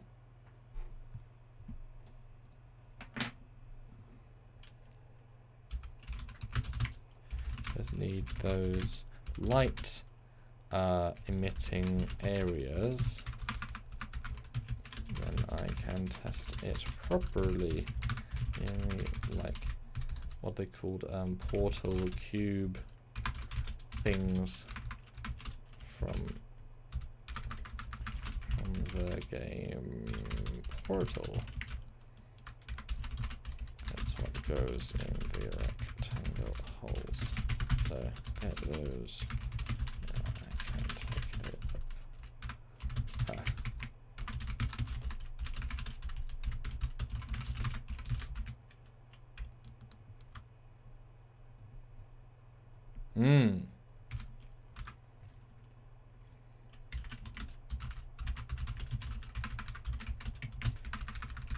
Also fits with the bridge. Nice. Excited to see. Yes, the game is a bit weird because fake lighting. It feels well scaled though. Talking to my amazing modeler. Let's see what you guys are saying. Well, no, classic texture with the Terran would be. Yeah. Why Constellation, not a Prometheus? 'Cause I haven't got a Prometheus that I can change the textures of. I actually got to be able to do that for the ship, so that's why I don't use Prometheus. I'd love to, but I haven't got a Prometheus. I mean, maybe I should ask Tobias for his, but I don't think. Well, maybe he would. Maybe he would.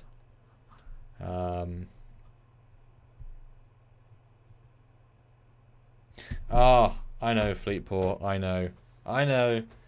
I've said this before though. The sad thing is I'm so damn cheap with what it takes to make a film because I do most of the work myself. It's so damn cheap for filmmaking.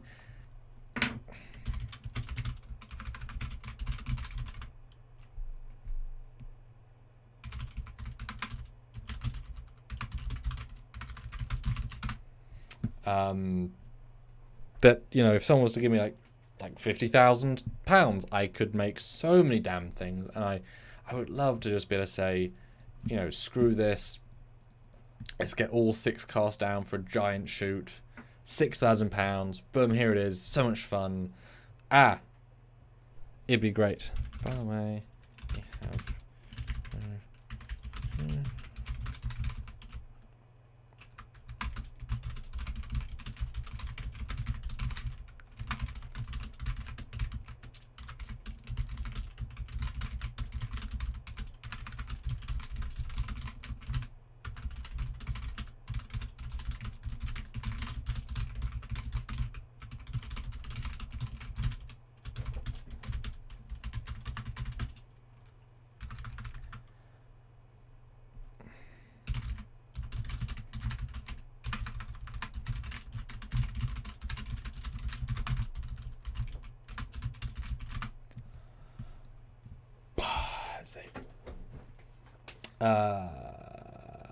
yes. So, Mark, what I'm doing is waiting for the end of the campaign.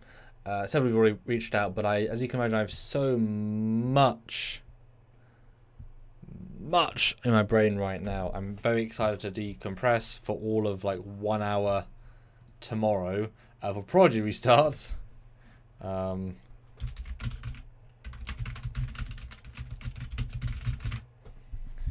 Because boy, and then yeah, I'll take a brief rest from Indiegogo.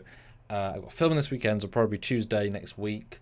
I will then send the email. I will ask people for their character names, captain names. Will the captain names taken up? Because I offered captain names, but very limited of that.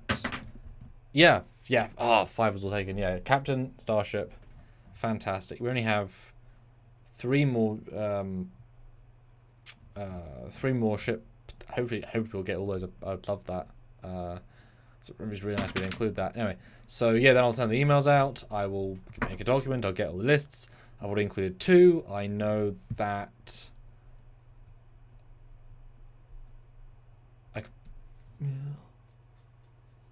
Anyway, yeah, and then I'll have that as a list. I'll have that as a conscious. Great, we need to factor these people in. Fantastic.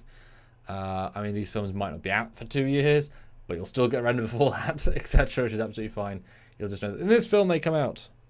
Although what's nice about this is that now I'll have like 16 ships I have to include, in a good way. I'll be able to say, hey, I need to mention a fleet of ships. Well, maybe in this Dominion War battle montage, whatever, rather than, you know, inventing ships out of whole cloth, I'm like, well, I have this little buffer of ships that I have to include. Well, they're already in this short. Maybe I can throw them in here as well. Oh my god! And then suddenly you guys will get the surprise appearances, which will like, oh my god, there's a Swiftback. There's another Sovereign. It's flying in. It's another Enterprise. No, it's a Swiftback. You know, which is really really cool actually. Having this like meta canon of fan supported ships appear in episodes. That's kind of cool. And certainly mentioned Fleetport. Yeah, well, every country's different connotations. Cheap is also like cheap as chips. That's a positive. I don't know. Do you guys have that? Cheap as chips in America. So it's a positive saying because chips are great and it means like yes, it's well priced, I guess. It's a nice saying. It's a positive one. Normally it's like for an advert, you'd say, "Oh, we're cheap as chips, so come by and get Danny's chips." Yeah.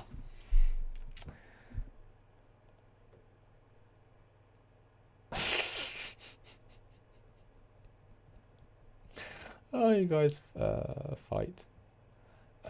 Yes, Fleet Poor, we can work that out. I'm certainly going to be frugal with that as well. Oh, yeah. Like I say, I'm lucky / well timed that I've yet to do the big DS9 stories, and a couple of docs that I'm really happy to do. And I really, good time to include those.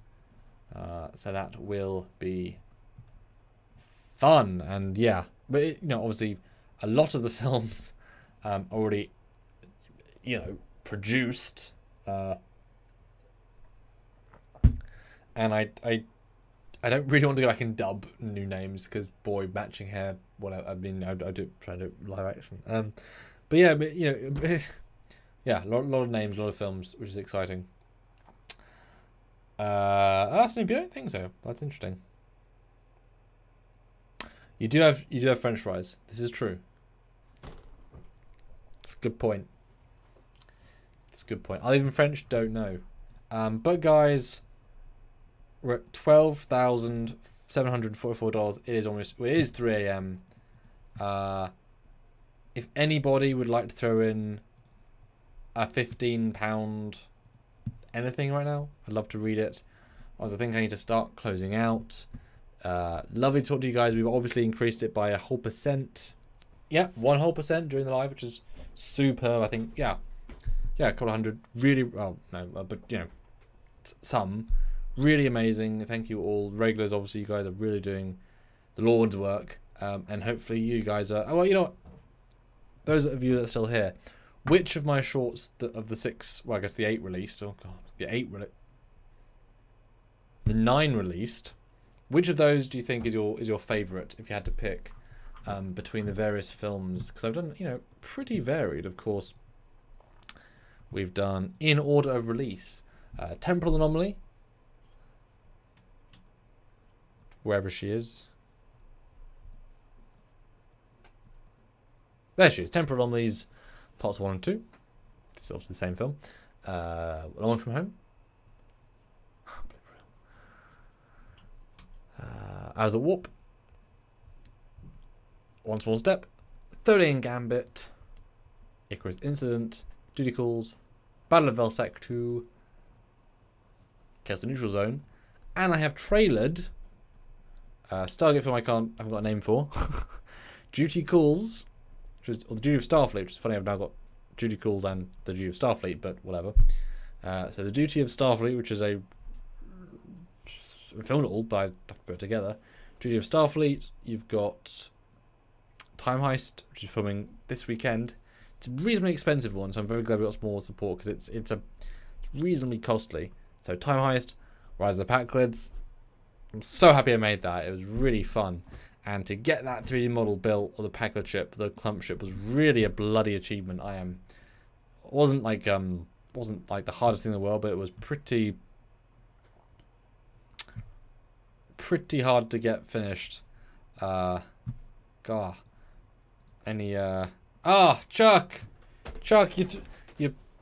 you're currently the last.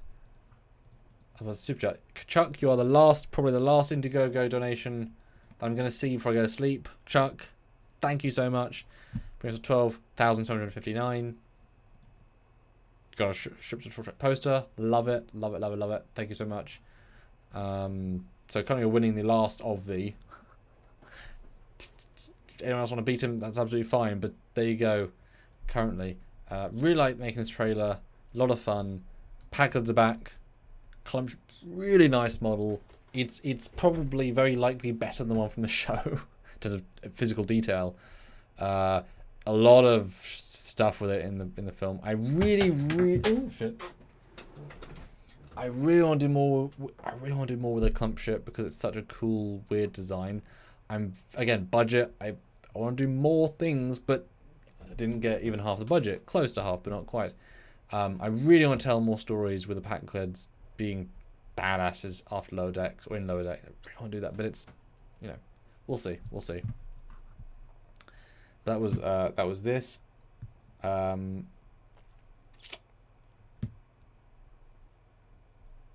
Fleetpaw. Temper Anomaly. Thank you. That's the classic. And Vel's like my favourite I've seen so far. Yeah. Oh, fair enough. But no, thanks Fleetpaw. I still love Temper Anomaly. Oh, I'll get Titan. Woo! First live action Titan, the fan film. Yeah, I mean Temper Anomaly. I have been tempted, I will say, and I probably will at some point do a remaster, which is a stupid thing to do. A Temper Anomaly remaster, re-edit.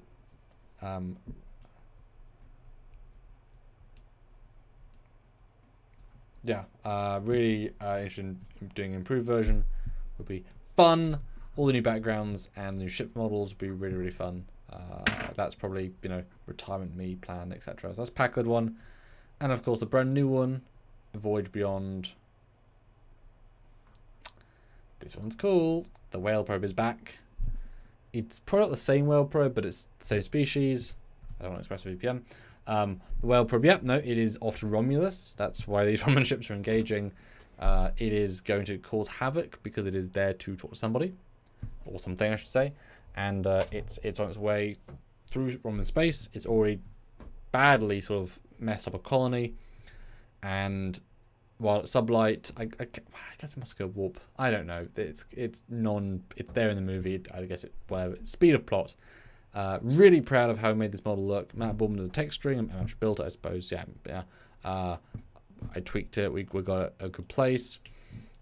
Starfleet has been asked because they dealt with this thing 100 years ago to come and help, because otherwise they're screwed, and they very well could be screwed if they don't help. And so yeah, Starfleet sends the Horizon with an acting captain who has special experience. And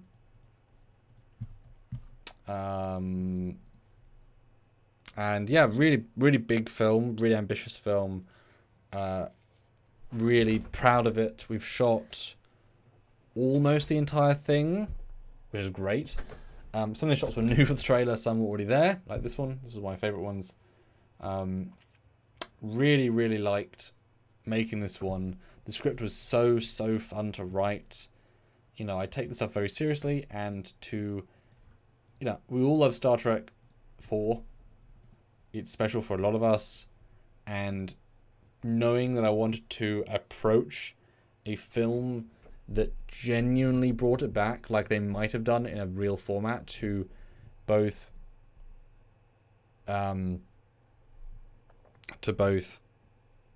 tell a new story, expand on Star Trek 4, because it is actually a sequel in several ways, which is really cool.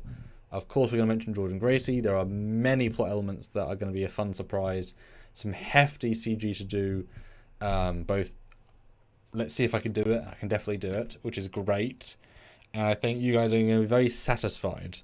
I will say there's about 56 space shots, which is really fun. It was really fun to make those. And yeah, I'm really proud of it. It's going to be, I think, a fan pleaser.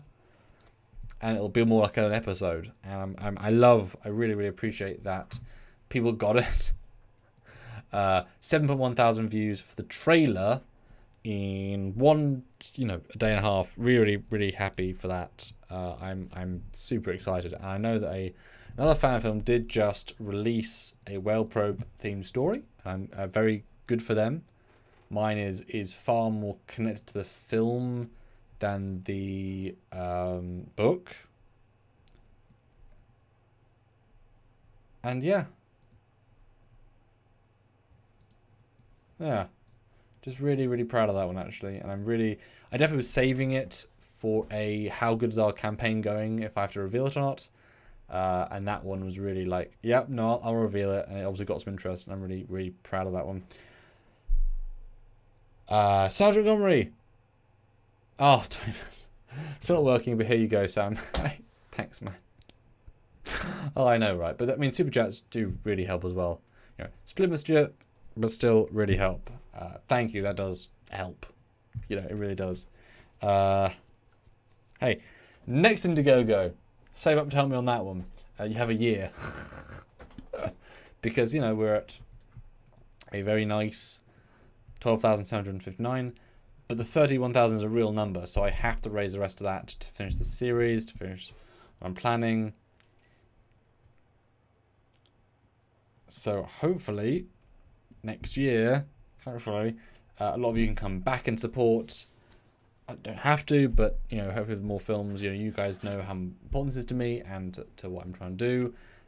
Even if we just make 12,000 again, that would be almost fully funded.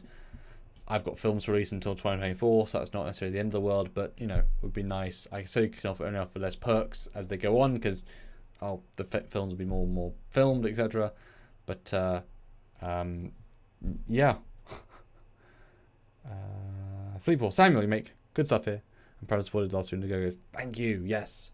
And every one of it does, that these are really because of you guys. This isn't, where you put in 1,000, an insane person, but in 1,000 and they buy 2 costumes. It's like, no, these are really going towards making multiple films. And you can really feel, if you put in, like you said, 2 campaigns, like you can honestly actively say sometimes, like, I literally made this film happen as one film. I have someone who gave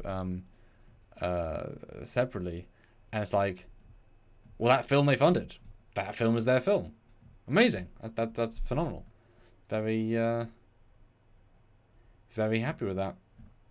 But yeah, I think that is about it, guys. Thank you, Chuck, for being a bonus last minute donation there. Really happy with that. We managed to get almost up to 13k. Like I said, I've got 5 more hours. That's not a lot left to get. I hope somebody's going to jump in and support. If not, hey, that's lovely. Really, really nice. It'll make a ton of difference to me and what I'm doing. We want to release another film in January. 2 this month has been insane. Filming again this weekend, like I said. We've got one more shoot for the end of the year for the Star Wars stuff. Yeah, Swift back. Oh, tired.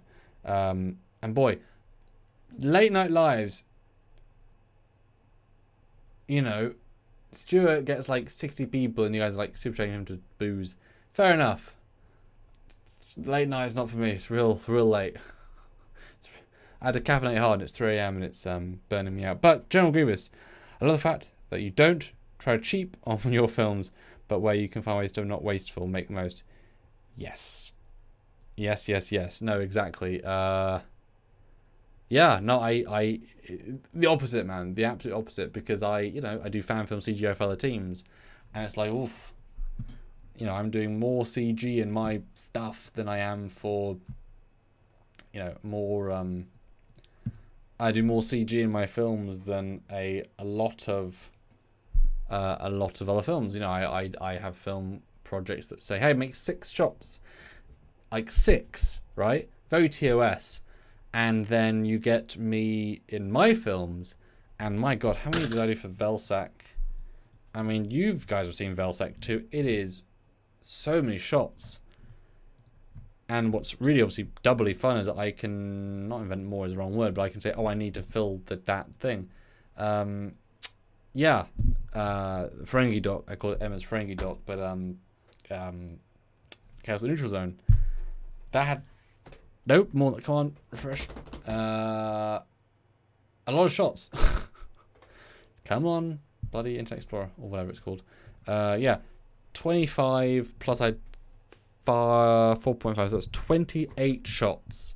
28 shots, oh my God. That's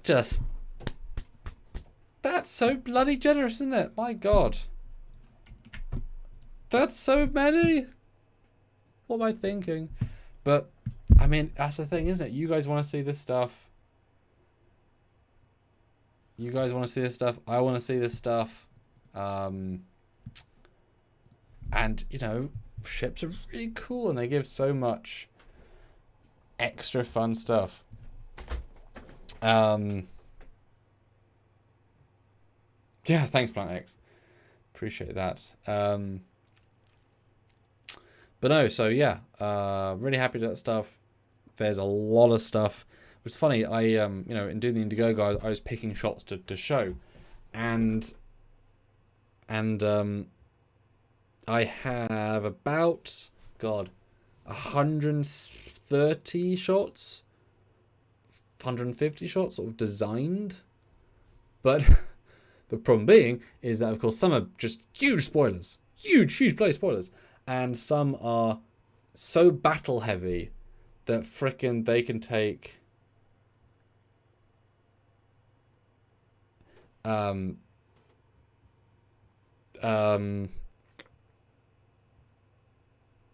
they take a long time. So finishing with Indiegogo was like a non-starter, because obviously it was like, I'm not going to be able to do like 8 hours to finish a couple of shots. That's just impractical. So I didn't want to do that. So I have so many cool shots that are really freaking cool that I couldn't use. But some of these shorts have like 80, 90 shots. Not many, but like most have over 30. And that's great. You know, as a fan, I would love to see that. And the fact is, I'm a huge fan, obviously, having to be a filmmaker as well. And if I can generate these really, really cool things, you know, yeah. Toucan uniform, is that my perk? Yes? No? Don't know. And Fleet Prime, yeah, I'm looking at the email for I've yet to get an email confirmation. That's why I'm delaying.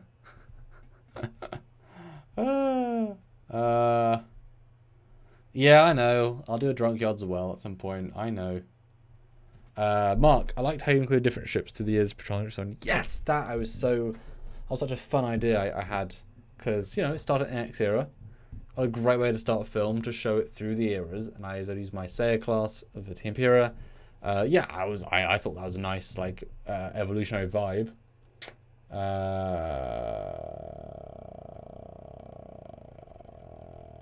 Hi, I'm not a nugget. Black Heart. What a name. I'm sorry, I thought you meant like whiskey shot or something. Yes, not 150 shots. That's crazy. Hi, Squad of Course. 13 hours a day. Jesus Christ. Well, you're at the very, very, very, very, very last minute. I'm sort of delaying until Indiegogo tells me there's apparently there's a donation coming, which will override Chuck's. Wonderful. I'm waiting for the thing. Honestly, it says no. It hasn't said anything yet. See, hasn't changed. Just tell me first. Oh wait though. God, it's so late. Oh. Ooh. Next week, 43 anniversary, and I just released a trailer for the. Oh shit! Right. Is it really next week? Because that is actually around roughly. Wow. Okay, hold on. Wait, hold on. This is a debut. Okay, well, okay. Star Trek the Motion Picture release date USA. Wow, we're literally filming. Oh, I've got to make a note of that. Oh, I haven't got a pad of paper. I'm gonna write a word or a notepad myself. So I'm literally filming a time travel Star Trek the Motion Picture film 3 days 43 years ago after it was released. So if you'd told people in the queue, hey, some guy in England's going to make not a sequel, but a time travel story with Vija 43 years later, almost the day that you've seen it in the cinema, that's awesome. Oh, that's absolutely going to make a little video about that. 43 years of TMP releasing. We're doing the. That's what the hell? It's like I didn't mean to release the Whale Probe story trailer like right at the anniversary. Total accident, really nice. That's great. Oh, that's great. I have to interview Nick about that, because obviously we both get it. Oh, that's so nice. And yeah, New Orleans. I was very proud to use that finally. So that was nice to put in. Yeah, still no Indiegogo email. I'm sort of delaying here, trying to, end with another bit of good news. Squadron Course. Have a good day at work. I don't think I can show briefly. Oh yeah, did you guys see my present to Stuart as a thank you for all of his support for Trek Shorts, both passive and active. It does mean a lot to me. So I made these shots for him. If you, I'm just blagging at this point, but it's it's all good. He back in the day, we did these videos for the Trekyards channel before it was the Trekyards channel, and I wanted to thank him for his support by making, after 7 years, a couple of new ones, sort of to my modern standard, with the Captain Foley symbol, full res models, full HD, all the high settings. It's the first one with a Galaxy class Enterprise D, going through the N, through the N of the Captain Foley. That was fun to make. A lot of rendering because the ship gets real close. He's yet to tell me what he thinks of them. He didn't download them, but hopefully he liked them. This is the D7 one, which he's hopefully seen by this point. My thought was, how many D7s can I get on the screen at the same time?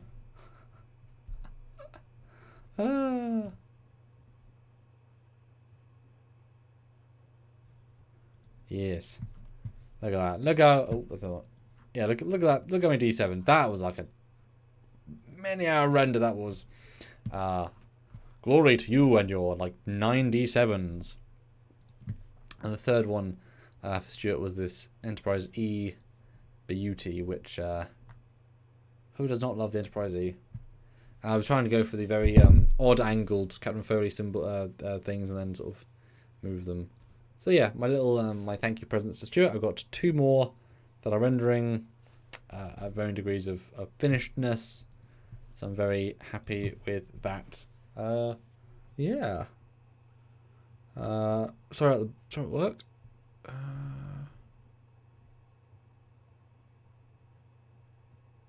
Yeah. Quote me on. Yeah, Scott, yeah, thank you. The World Proof did look amazing. I was very, very proud of that. Stargate and the... I haven't got so done. I did originally have in one of my many Stargate drafts, I did do Sodan, not temple, but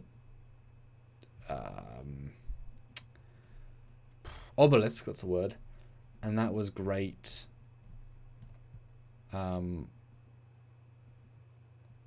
That was Richard had built as well, the Sodan thing. Got the email, finally I can go to bed, from Michael. £40, lower decks posters, ×5 physical, excellent. That means everyone gets to sign one, which is really cool, which means gotta wait for this to update. 2, it's not quite as quick as the bloody email. Well, Michael has now taken the last Indiegogo donation of the night. You guys know how much it means to me, and I know how much these things mean to you. Glad you guys like the Stuart renders. Got 2 more. 12,806. Really hope we get the final £194 for the morning, because 5 hours is not a long time, but it's such a close number. It's so close. In fact, someone said getting 2 ship names, that would be very close. Hopefully that person can work that out before the end, because I'm right there. Hopefully. I mean, running out of time. E would win. Easily. Although Mothership would be epic, and I look forward to showing you all that. Anyway, thank you, regulars, for joining in. Really appreciate it. Small but loyal a group here. Thank you so much. You've absolutely brought the number higher. Really, really makes a difference. I really hope you guys enjoy the Time Heist. It's a pretty fun film. There's so many goddamn space shots in it. There's a really big twist. It's real big. And the twist needs like 40 shots to finish. Why do I do it to myself? Because you guys want to see it and I want to do it and I want to show you guys it and I want you to watch it. I want you to watch it and be like, damn, this is what I've wanted to see. That's the vibe. But it's so much effort. And that's okay. God, there's so many shots in that film. I mean, I'm thinking I did a last minute edition. I mean, it was always going to be in it, but I reframed it and it's like 1, 2, 3, 4, 5, 6, 7, 8, 9 new shots. Just for that little joke, a little bit. 9 bloody shots, so many shots. You guys are worth it. You guys know what I feel about it. So, thanks, Fleetpool, appreciate it. Squad course and pressing £1 each. Thank you guys. That's a nice way to end the live as well with a super chat bonus. One more check email. Cool. Michael's last thing. Thank you all. 5 hours left. I hope that you guys will tune back in to the Indiegogo in 5 hours and see how far it went.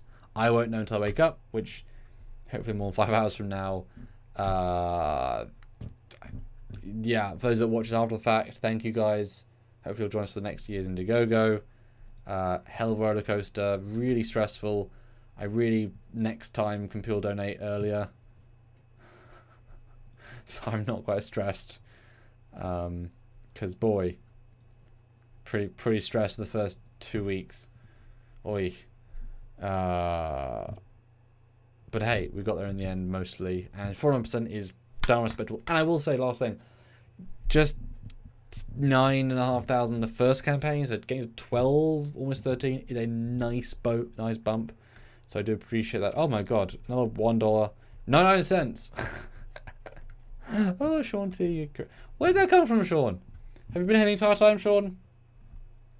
Have I seen you commenting? Have you been lying in wait, Sean, with a sniper rifle? Why have you been commenting? You can all talk to me and ask questions. Like, this is where John asks questions and say things and talk to me and you know, listening's fine. Interacting is great. God. Anyway, thank you all so much. Wish me luck for the weekend. I'll see Friday for Prodigy. You'll see Stuart Thursday for Prodigy. I will hopefully something to read on Saturday. Filming, big old weekend of filming. Monday I'm looking forward to rest. And next week I've got other stuff. Thank you, Mike. Appreciate it. Hey, thank you. And yeah, keep enjoying the films. Let's see what we get in 5 hours when I'm asleep. And who knows, guys, somebody, who the hell knows, someone might come with like 500 and just blow us all out of the water with gratitude. You don't know. Thank you all. Until then, he was, when he was here, Captain Foley. Preston M is also here for £1. And I'll see you all on Friday. Thanks, guys.